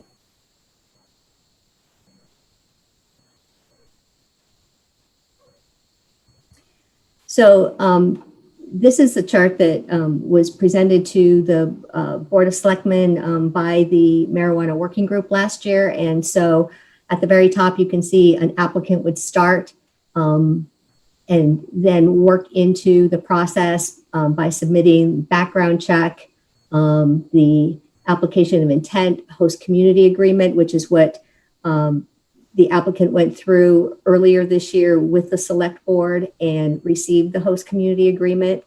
And then the provisional license is what I was just asking about, because that's sort of the first step. And we are actually reviewing this application in tandem with that provisional license. Is that correct, Mr. Mensing? Yes, Mensing. I'm sorry, my audio cut out there at the last second there.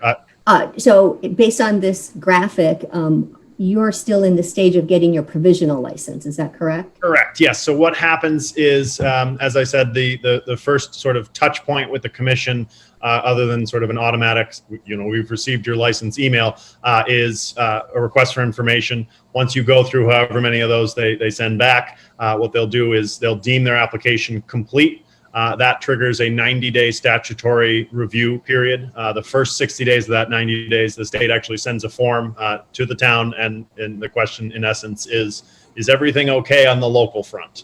And the town, of course, can say yes, no, or not answer.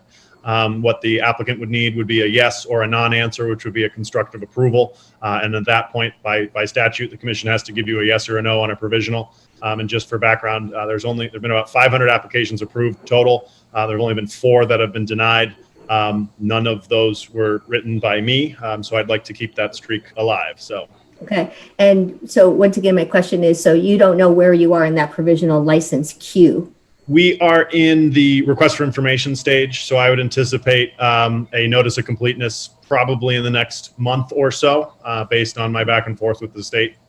And then that Blake, just to correct Blake, sorry to interrupt, but we have received a letter of completion. Oh, good. Yes, and I have notified the town administrator, Nina, and we are on the selectmen's agenda for July 13th for the response to the municipal notice for Cannabis Control Commission. Terrific. Thank you. My apologies. Yes, thank you. That's okay. I just want to know where we were in this process, because if you notice, planning board members, we are over here on the bottom right-hand side. So technically, we're not supposed to even, look at this until after they have their provisional, but we decided back in May that we would allow this. So anyway, Mr. Chair, thank you for your patience. And that's all I just wanted to show everybody where we are in the process. Thank you.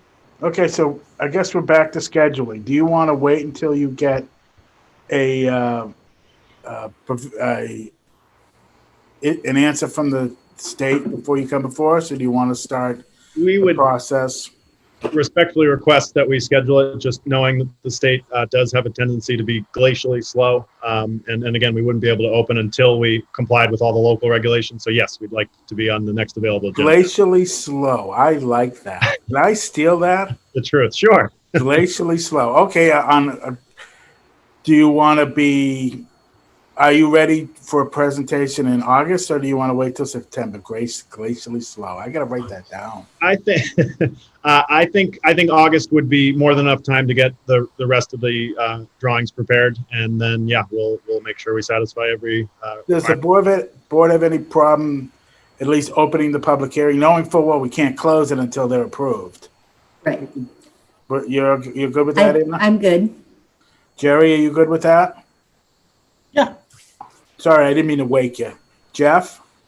Yes, I thought that their introductory packet was excellent in educating me about. Okay, so why don't we put you on in August? Thank you, Mr. Chair. 7:30? I also just want to say for the record that I'm okay with this, because this is not a marijuana retail establishment. If it was, I would be saying no. Right. Okay. This is a testing lab. Yeah. Absolutely. They're not going to be selling it. They're just going to be making sure that the places they do sell it, the product is of the highest quality. Yep. Wait. Does that mean the 2 licenses we have, we're done?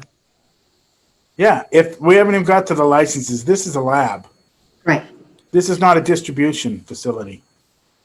This is. They haven't gone through the planning board for either of the approved licenses. No, I know that. I'm just saying, like, there's 2 licenses in Littleton, right? Right. But this has nothing to do with that. Take one of those licenses. This is not one of those licenses. This is a testing facility, separate, like a growing facility. Okay. This is not part of those 2 licenses. Good. Okay. Good. Myron, a time, please. Oh, Unmute, Myron. Oh, she's muted. Myron. Unmute. I'll draft the hearing notice when I get the application based on whatever else we have going Okay. on. Remember, we have an hour. Mark was already cutting 15 minutes off of my other thing. I noticed. Bruce, are you the site engineer in this project? Why do you think he's got the picture in the back? Oh my God! So you God, just what do you have, Bruce? You have your hands in everything. I know Trying, dude. I'm trying. every single thing in the last Okay. 6 months. All right. So we will get you a I date. got the guy because he's working. That's great. You know? So we'll get you a date in August. If your package is ready and everything's, we'll get you on in August. Thank you very much, Mr. Chair, and to the board. Thank We you. appreciate it. Thank Mr. you. Chair, Yes. we do have a hand raised in the audience. Have a what? Someone has raised their hand wishing to speak. Oh, Myron. Yeah. It's Christine Nordhaus. Why are? You got 2 people in there. Can you Oh, hear there me? you go.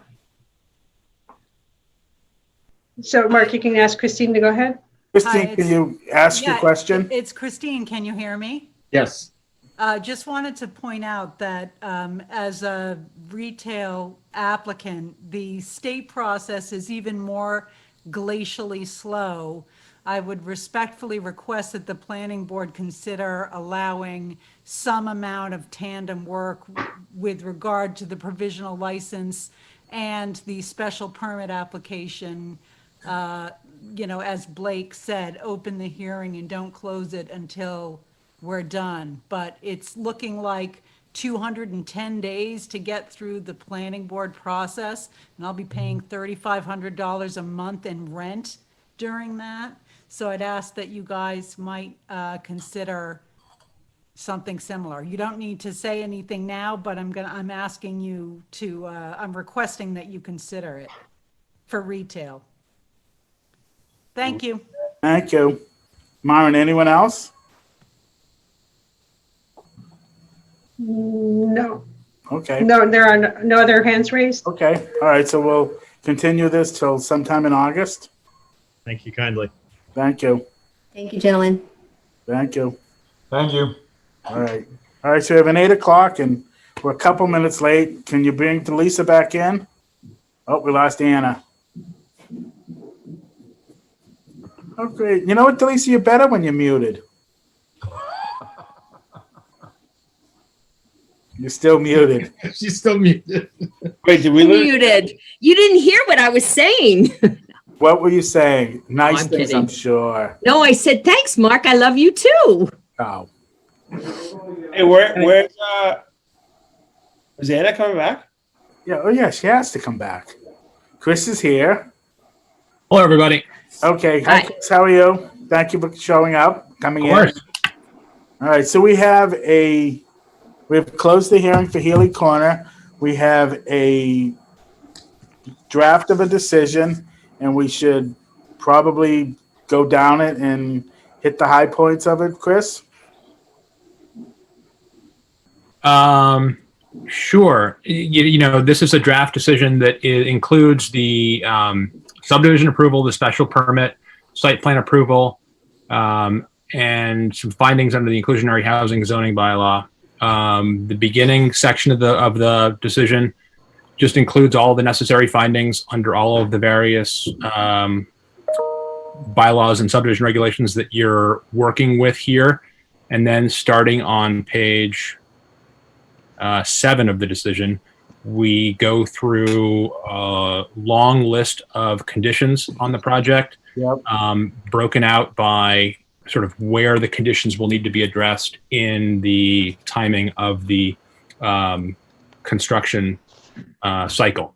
Some general conditions at the beginning that'll apply for the entire life of the subdivision. And then after that, some sort of construction specific conditions that'll happen during the construction phase. So I don't know that we need to go through every condition in the decision, but I'm happy to answer any questions that you guys might have. Okay. So let's start walking through it then. We have, obviously you have the public hearings that were there.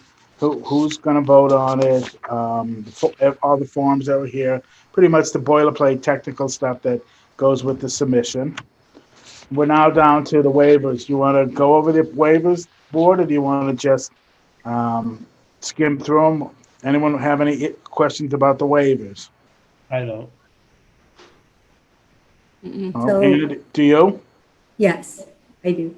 Okay. Which waiver do you have a question about?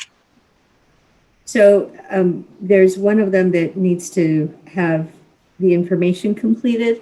It has the blue line on it. You mean the conditions? Landscaping and aesthetics? Yeah.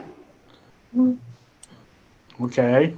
So when does that get filled in? Okay.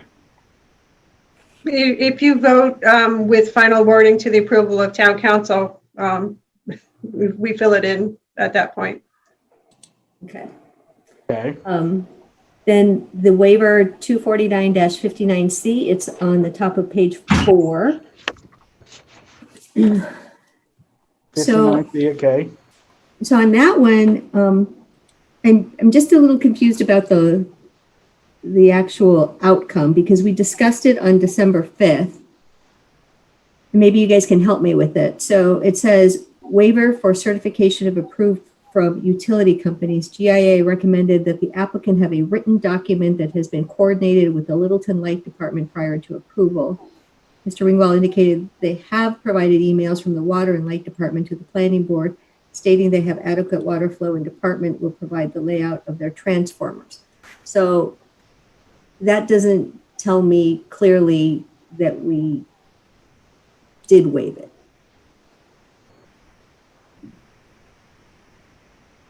Technically, the waiver is the vote, part of the vote that you take tonight. Has been very standard for the board to waive that condition because letters from utilities are generally not forthcoming. So obviously they're not going to send us a letter, but we know that they have to have adequate water flows and all that testing has to be done before any Building permits issued. Any building permits. So we're just waiving the letter from the board, from the water department, the light department, that there's adequate water out there. They've got to demonstrate it before they build it. Well, that's what I wanted to make sure, because I just didn't quite, I know that's our notes, but in rereading it, it didn't make sense. Okay. Anything else? Jerry, do you have any questions? Nope, nothing on the waivers. Delisa? Nope. Anna, you good? We're good to the end of it? Now we can start with the Waivers, findings? yeah. What? For waivers, yes. For waivers, yes. Okay. So now the findings. So now this is the meat of this whole decision, correct, Chris? Yes, this is where we sort of go through all of the specific sections of the bylaw where you need to make favorable findings in order to grant the permit. Okay. And also sort of describe the process by which you got to 16 units, which is, discussion of the density yield plan, a discussion of effectively approving several reduced frontage lots on that density yield plan, which gets you to 14 lots, and then discussing the density bonus, which brings it from 14 up to 16. And then go ahead. Okay, so basically you've taken all the plans that were submitted, and you incorporated the final plan that shows no wetlands crossings, no waivers requested for that, and came up with those 14 lots, one of which is the existing house. And then 3 of those 14 lots were A&R lots. So the final plan that we saw is referenced as the what we're using for the bonus density. Those 14 lots with 3 A&R lots, we're going to, if the board chooses, we're going to get rid of the A&R lots and have it as part of the subdivision. And for that, we're going to give a bonus density of 2. Correct. 2 more houses, so 16, one of which is included as the house that's currently there. Correct. Correct, right? Right. So this is basically the crux of the whole thing. We have a 14-lot subdivision on 43 acres. The question is whether we want to build it conventionally, 14 lot with no open space, or we want to build 14 houses with a bonus density with an open space plan for 16 lots, one of which is already an existing house. Correct. Okay, and that's all through here. You've highlighted the bonus density, the open space, accordance. So we're down to pretty much the middle of the findings. You list how the open space development, our design criteria, everything else is. Anna, do you have any questions with how we're going forward with this? Well, I just have a numbering comment at the bottom of page 5 when we're talking about the open space development bylaw. Technically, that's an A, B, and C. So instead of a 1, 2, 3, so that's the only thing. And then I didn't know if that on that last sentence on page 5 where it says Conservation Commission, comma, will be subject to a conservation restriction. Do we need to highlight that that's conservation restriction C as listed on the plan? Just so it's clear. Which one was that, Anna? So it's at the bottom of page 5, the very last sentence. Because it's talking about the open space parcel A. And Yeah. It says it will be subject to a conservation restriction. No, And on parcel the A map, parcel A will be conveyed to the town of Littleton or the conservation. and then it says, comma, will be subject to a conservation restriction. Do we need to identify it as conservation restriction C? Because that's what it says on the map. Parcel C. I didn't know. It's parcel A though. It's not referencing C. Well, it's just say parcel A with conservation restriction C, which is the 12.5 acres, will be owned by the town of Littleton. Parcel B, 3.9 acres, with a shared SIP owned by the homeowners. And then lot 15, conservation restriction A, 14, privately owned. Lot 15, conservation restriction B, 1.9, privately owned. So it's all listed over on the net after 3. Right, and I think actually adding that conservation restriction C is on parcel A adds a little clarity to the decision. Right, but go down to item number 3, and then that goes on to talk about parcel A with CR. Well, that's what I just read. All I was doing was trying to say that in that sentence, if we put the letter C, it might make it crystal clear which CR. That's all. Is that okay?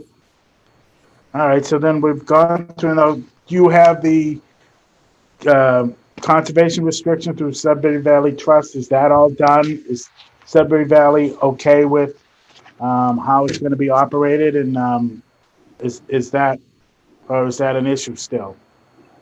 There's still in negotiations, but it sounds like it's going very well. At this point, it's up to what the board would like to direct.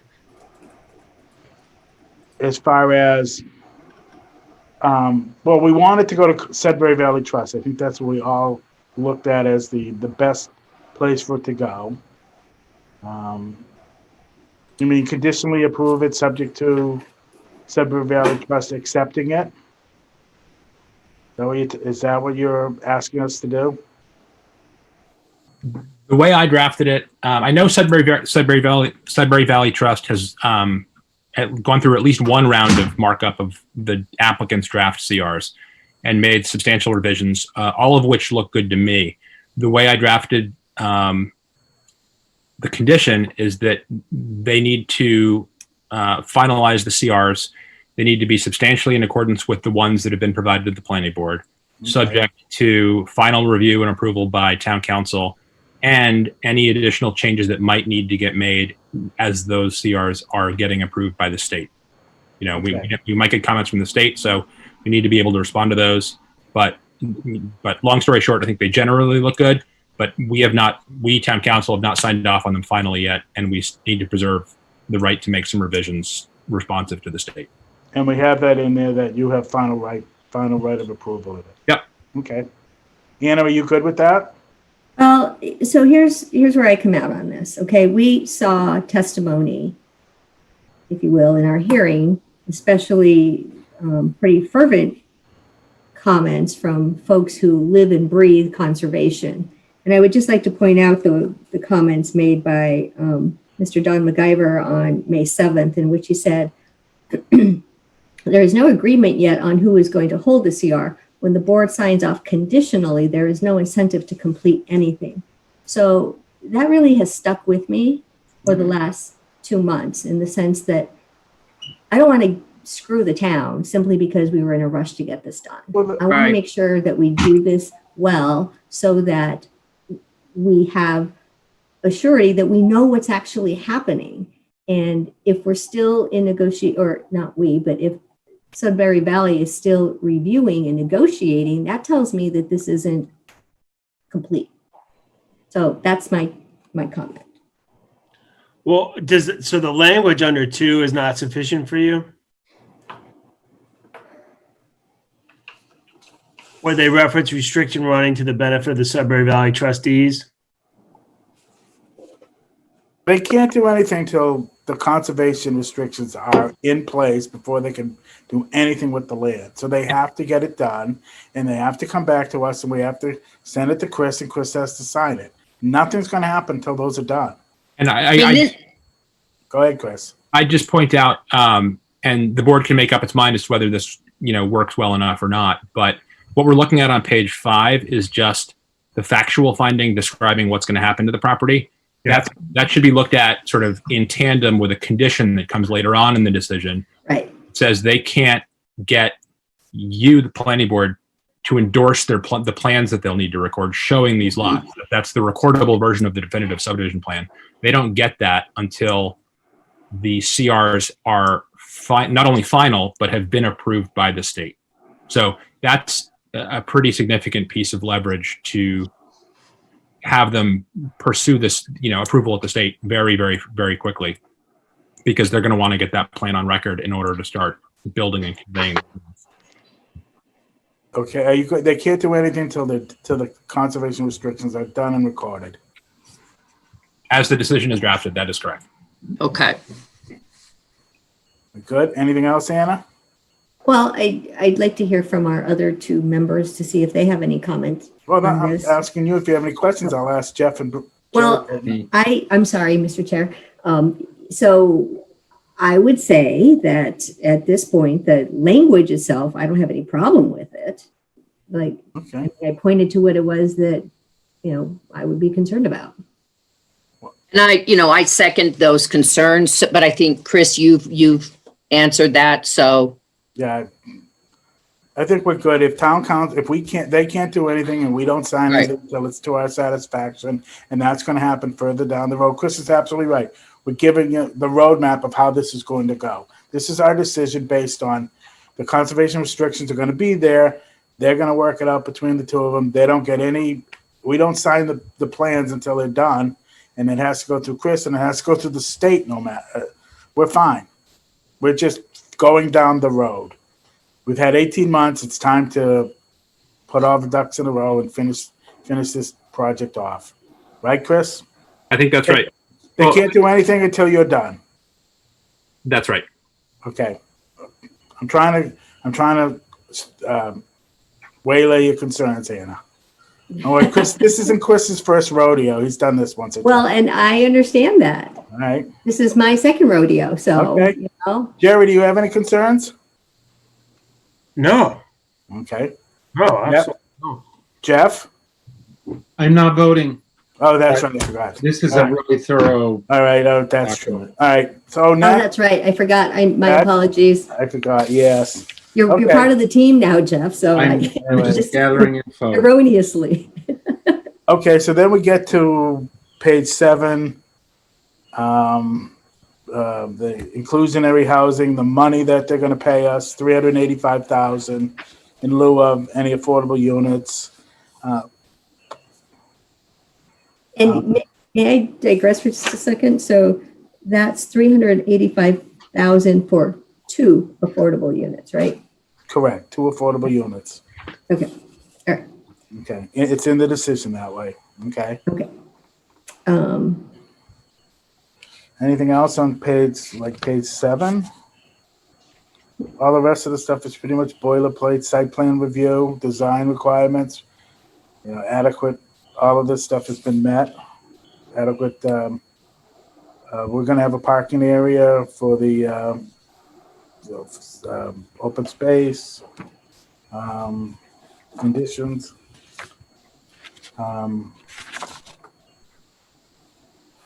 Any other? Am I missing any high points here, Chris? Not that I've noticed yet. Okay. I have a question.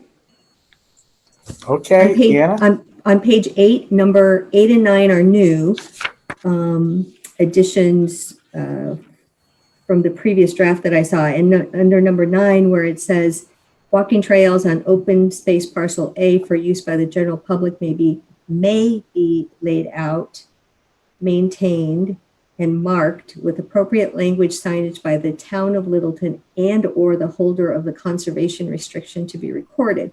So I have 2 questions. Why is it an and or? And then second, who pays for the maintenance, and should it actually be identified right there? I specifically, if you guys have an opinion as to who should be doing that, we can certainly clarify. I confess I didn't know the answer as to who is going to be maintaining these trails, or who might be, marking the trails or putting in signage. So I left that open-ended. But if you think that is either the town or through the Trails Committee or the Sudbury Valley trustees, we can certainly make that more specific. Well, depending on who gets what parcel of land, wouldn't it be if Sudbury Valley has a conservation restriction, they would take care of it? If the town of Littleton has the open space, they would take care of it? Wouldn't it work that way? Well, as I understand open space parcel A, we are going to own it. And on top of that, the Sudbury trustees are going to have a conservation restriction as well. Okay, so then they would take that doesn't, to me, that those facts by themselves don't answer the question who's going to be responsible for the trails. It could be us because we own it. It could be Sudbury trustees if we let them do it. I'll defer to you guys on that. I don't know how that works. I thought at one point we had the discussion that we wanted the developer to establish the trails. And to me, that meant more than putting them on a piece of paper. So if that is true, we need to add that into the decision. The decision does not currently require the developer to do anything with respect to the trails. I mean, what do we want them to do to the trails? We don't want them to build trails. We want their natural trails out there. We want to. Well, we had talked at one point about them clearing the area for the trails, but I don't recall them agreeing to that. I know they marked the trails and they're on the plans. We got them to do that. But we're talking about actually clearing them. We're making them more usable because some of them are pretty faint. Do you want to? But I don't recall them agreeing to that. Maureen, do you? Do you want to put something in there that the developer will establish the trails wherever possible, and that the town of Littleton or Sudbury Trust will maintain the trails once they're established? Does that make more sense? So that at least I would like to, because I like that. Yeah, because then it makes those trails immediately accessible to the public. Can we put that in there? That the developer will make sure that all the trails on the plan are established. And then Sudbury maintains them after that.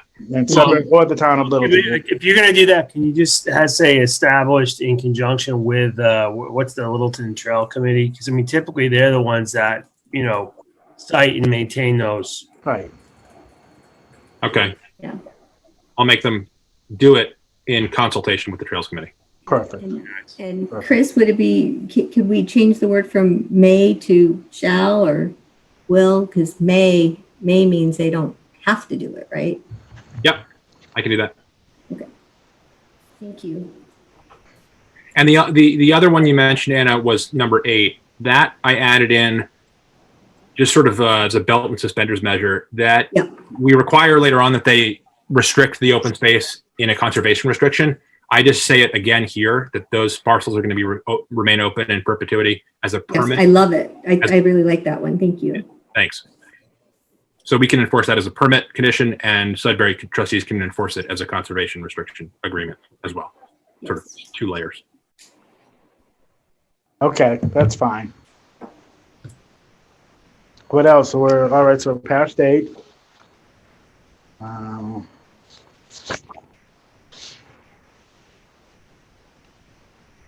Yeah. Green will review the final plan submitted for Yep. endorsement. Pretty much all straightforward. I have a question on page 9. You do? Which one? I do. Which one? So under item number 12, I wanted to know what the second sentence in number 12 means, subject to certain reserved rights included in the conservation restrictions. So if we're laying out these, I mean, well, the draft conservation, and so the draft conservation restriction has a long list of both things that you can do and things that you cannot do on each of the open space parcels. And, you think of the owner not really being able to do much on a conservation restricted parcel, but there is language that says you can do, clearing. You can make some relatively de minimis uses of the open space, even when it is subject to the conservation restriction. So I didn't want to say in paragraph, I was trying to be careful about saying in paragraph 12 that it's going to remain in its natural state forever, because that might suggest that the owner can do literally nothing. Whereas in the conservation restriction, there are certain carved out rights that will remain in place. So I didn't want to make condition 12, a page and a half long by repeating all of the same things that are in the CR verbatim. Right. I just wanted to sort of allude to it generally. So if I want to know what it is, I just need to go and look at it. Look at the CRs. Yes. And I don't have those in front of me, but that will be called out as both the things you can do and the things you cannot do on the restricted land in each of the CRs. Okay. Good. And then within that same paragraph, it's a couple sentences down. It says the conservation restrictions shall be substantially in accordance with the draft CR submitted. So, the words I'm just grappling with is the shall be substantially.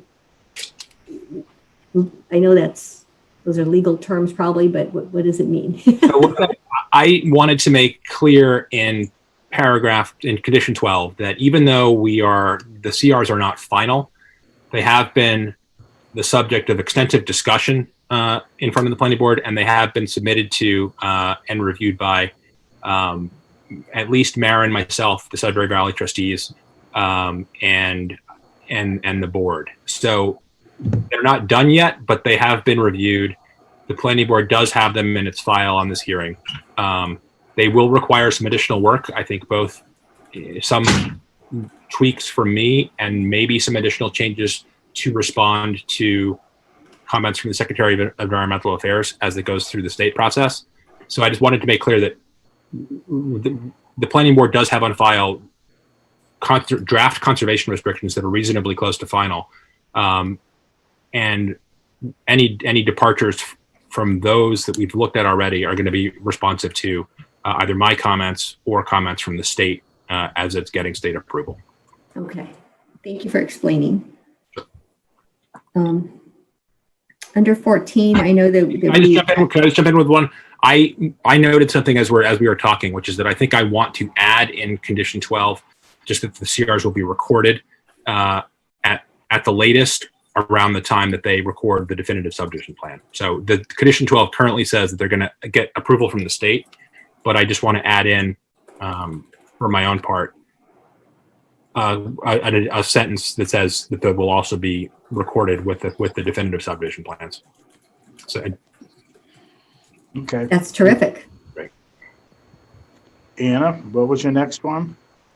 Under number 14, I think it's broad enough to have it because it says at the very last sentence, documentation of the homeowners association shall be subject to review and approval by town council. I was just wondering about snow removal because I didn't see it on here, and we've had it in other decisions. So I didn't know if that needed to be in there or if it's just broad enough that it can. No, you're right. That should be in there, and I can add that. Okay, thank you.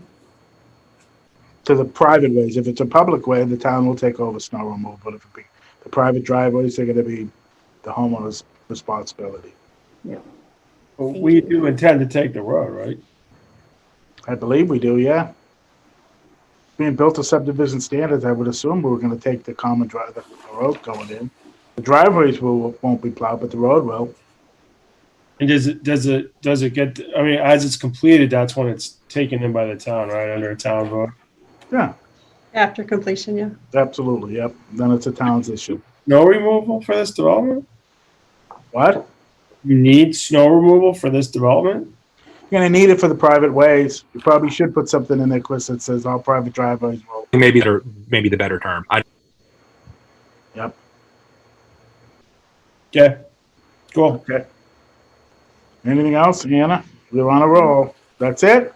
You're good? Well, for that page. All right. Well, how about the next page?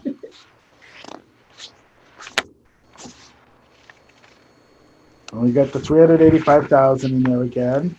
Conservation. Construction concerns.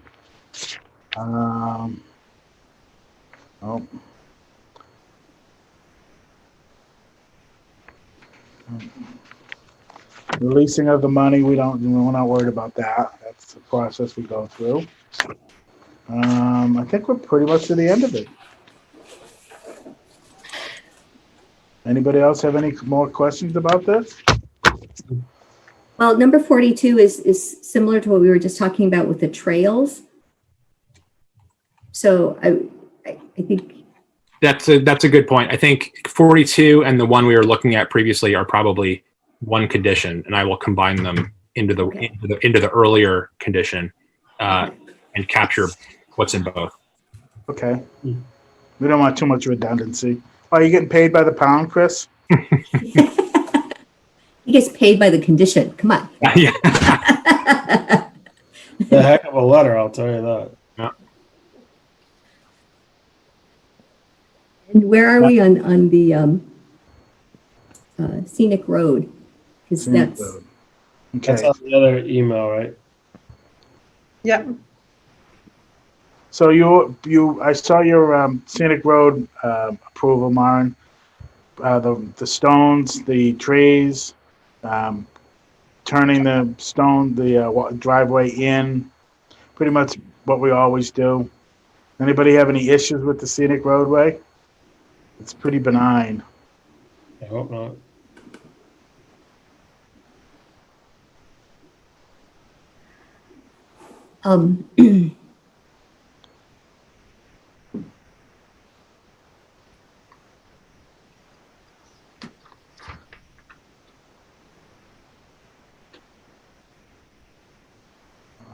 Hearing nothing.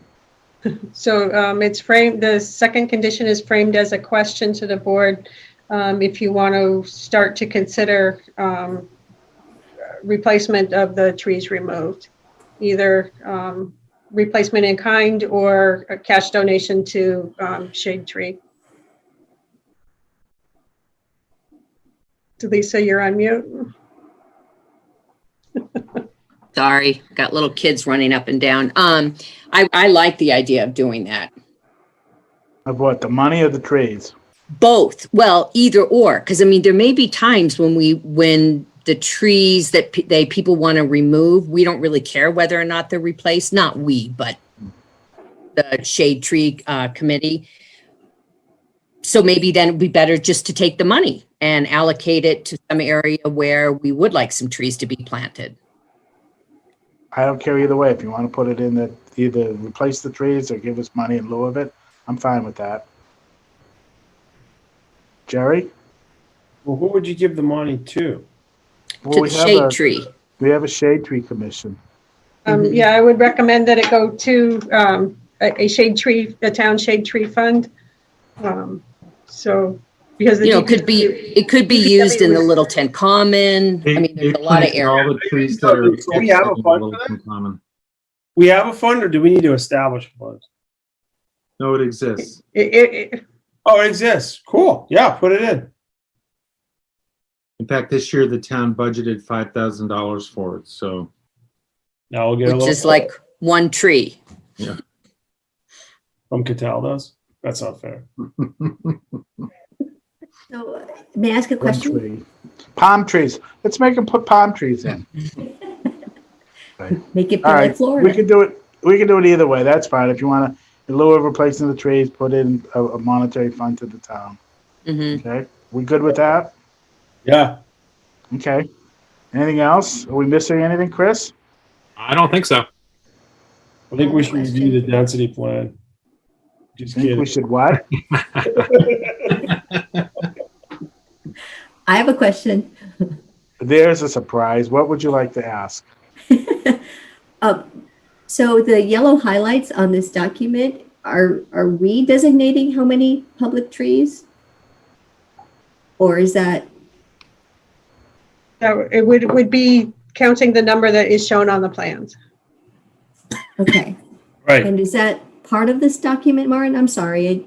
I'm looking at it right now. It says tree plan reference here, but did you attach that, or is that something? No, it's not attached. It was part of the application process. We got the plan that highlighted the trees to be removed that were in the public right of way. Okay. So So she'll it's fill it something in I've seen. once we've agreed to it. Hey, we're getting pretty close to the end, folks. You know, so I guess are we good with this?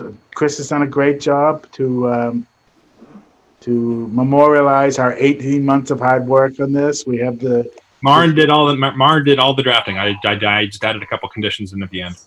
well, it was glacially slow to get to us, but now that it's here, I like that, glacially slow. I like that. We have a great. Excuse me, I have to let my family in. I'll be right back. Okay, good. Now that she's You gone. don't have to let your family in. Sorry. Finish up. You know, basically, like I said earlier, the two issues are 14 lots on 43 acres. Is it worth the extra 2 lots to get 30 acres of open space? And that this document, this decision paves the way for us to do that. So I think we need to vote on this. Do it. Read it. What? Read what? Read the decision. You can vote on it. Where do you want me to read it? I don't know. Isn't there like a summary capstone thing that you read for the? All right.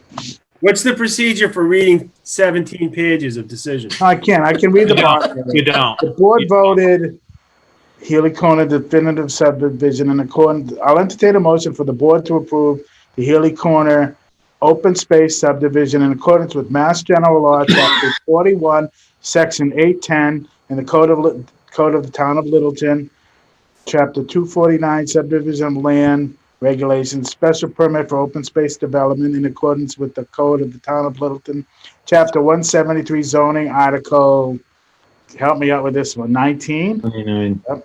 Site plan review in accordance with Section 173-96C of the Open Space Development Requirements, Article 4, and the Inclusionary Housing Review, all with the above conditions. Subject to final revisions discussed tonight to be made by town council. What he said. I second. Thank you. Anna? Well, just another quick comment on the documentation, since we're voting for this after the fact Mr. Montanari is no longer the clerk, Mr. Portante now is, so won't that need to be changed too? I can change that. No, I'm the clerk, but I'm not. I'm sorry. Yes, Oh, yeah. you can't do that. Jerry can be the clerk if he wants. No, I I'll can't. sign it. I'll sign it as chairman and clerk. You are sitting out. Got I'll it. sign it as Okay, I chairman got and it. clerk. I got it. I'm sorry. I forgot. I keep. You were good. That was wanting good. to That was a be good part of this, pickup. Jeff. All right, I got excited. Anna? Nod your head. We're voting on this. Are you good? Yeah, all those in, well, not all of them. All right, I'll start with Jerry in, okay? Jerry, I say yes. Delisa, Yes. Anna, So procedurally, process-wise, Chris will make all of these changes and then you will sign it. correct. We don't do anything till it's done. Yes? Mark Montanari, yes. 4 for 4. 4 out of 5, 18 months. Longest running application. Yep, we got through it. I think it's going to be a very nice asset to the town of Littleton. We'll have a lot of open space out of it. We did good. You did And good. trails. We will have With trails. Anna, you did Yes. good. You were the backbone of this. So you should be proud. Good. Well, Now, thanks can we to take a everybody month off for on it? working through it so that we all, we're in this together. Yes. Great. So, Thank you for bringing it home, Chair. no problem. Chris, thank you. And Maren, most of all, thank you. Yeah. Yes. Thank you all. Thank you. Thank you. Great job, Chris. Really. And Yep. Maren. Yes. All right. So Thank you. we're done with this. Do we have any other? Nice work. Oh, we have to get back to board business for very quickly. See, you thought I'd forget, Anna. This is the new me. I have Post-it notes. No, just kidding. All right. So we're back to board business, public input. Is there anybody there, Maren? Nope. Nobody with hands raised. Okay. How about minutes? Let's go back to minutes. April 2nd, May 7th, and May 21st. Anybody have any questions? No. And I'll entertain a motion to approve the minutes as written for those 3 days. I so moved. Second. Good. Okay, all in favor? Anna, Yes. Delisa, Yes. Jerry. Yes. Okay, you too, Jeff. You can vote. Yes. And I'll vote yes. Great. Bills and payroll. Do we have any bills, Maren? Are we going to still handle that? Are you paying them? You're paying them, right? What would you like the procedure to be? Would I like to what? What would you like the process to be? Anna had been reviewing and signing them on behalf of the board. I think that's a great practice. So does that mean I have to review them and sign them? I don't have a problem. Thanks, Anna. I don't have a problem with doing that. Okay. That's good. Do we have any to review and sign? I Or did Anna will. already do it? Knowing her, she probably did it last night. Nope, We have, the last one I signed was for the last payroll, so No. the next one's yours. My payroll? Is that why it's late? Public, how about, We have 4 new peer review bills from Green okay. sent to you. I think, Anna, you should walk Mark through your process end to end and just sort of set an expectation of what, No, Jerry. Go to hell, Jerry. No, Absolutely. no. That walk would be a long walk. Can I resign then? I mean, I'm supposed to do this on my own. She left me the blueprint. I can figure it out myself. Okay. We're not even that late. It's not even 9 o'clock yet. We're ahead of schedule. Efficiency. How about board member updates? Anybody go anywhere? Talk about it? Anybody go to anywhere to the beach the last couple of weeks or anything? I'm in the mountains. Okay. We haven't had another meeting with Affordable Trust, have we? No, Maren. Nope. So nothing new there. Anna, do you have anything? Well, I do. I would like to briefly address the planning board goals that we discussed at last week's meeting. And so everybody got the email from Maren. We had a meeting with Nina and Joe and Maren and 4 of the planning board members to discuss goals for the next year. In terms of the big buckets, it's the applications and then town initiatives, and then a third goal brought to us by our newest member around engaging across boards and committees. And so I think it would be appropriate if we vote to adopt these as planning board goals. I second. Yeah, that would be good. Thank you. Mhm. All those in favor? Aye. Aye. Jerry? Yes. Yes. Aye. Good. And then just some business to finish up. The invitation from the select board to attend their meeting on Monday night. Yes, I was gonna remind everybody. Oh, sorry. So we have a meeting on Monday night via Zoom to talk to the selectmen about the senior residential bylaw, affordable housing. The Affordable Housing Trust is probably going to be there as well to talk about really what we should be doing for senior residential housing. We need a viable, marketable product. I mean, we're not getting anything that even comes in close. And if we're going to stick with this sort of cottage style, like we need something that's scalable, affordable, and we're not getting caught. Like, I don't care. I mean, honestly, the last applicant, he paid whatever he paid for that land. That's them, right? That's them, yeah. Be driving the impact on the affordable units on the project, right? So I don't like, I don't want to talk about that application out of context.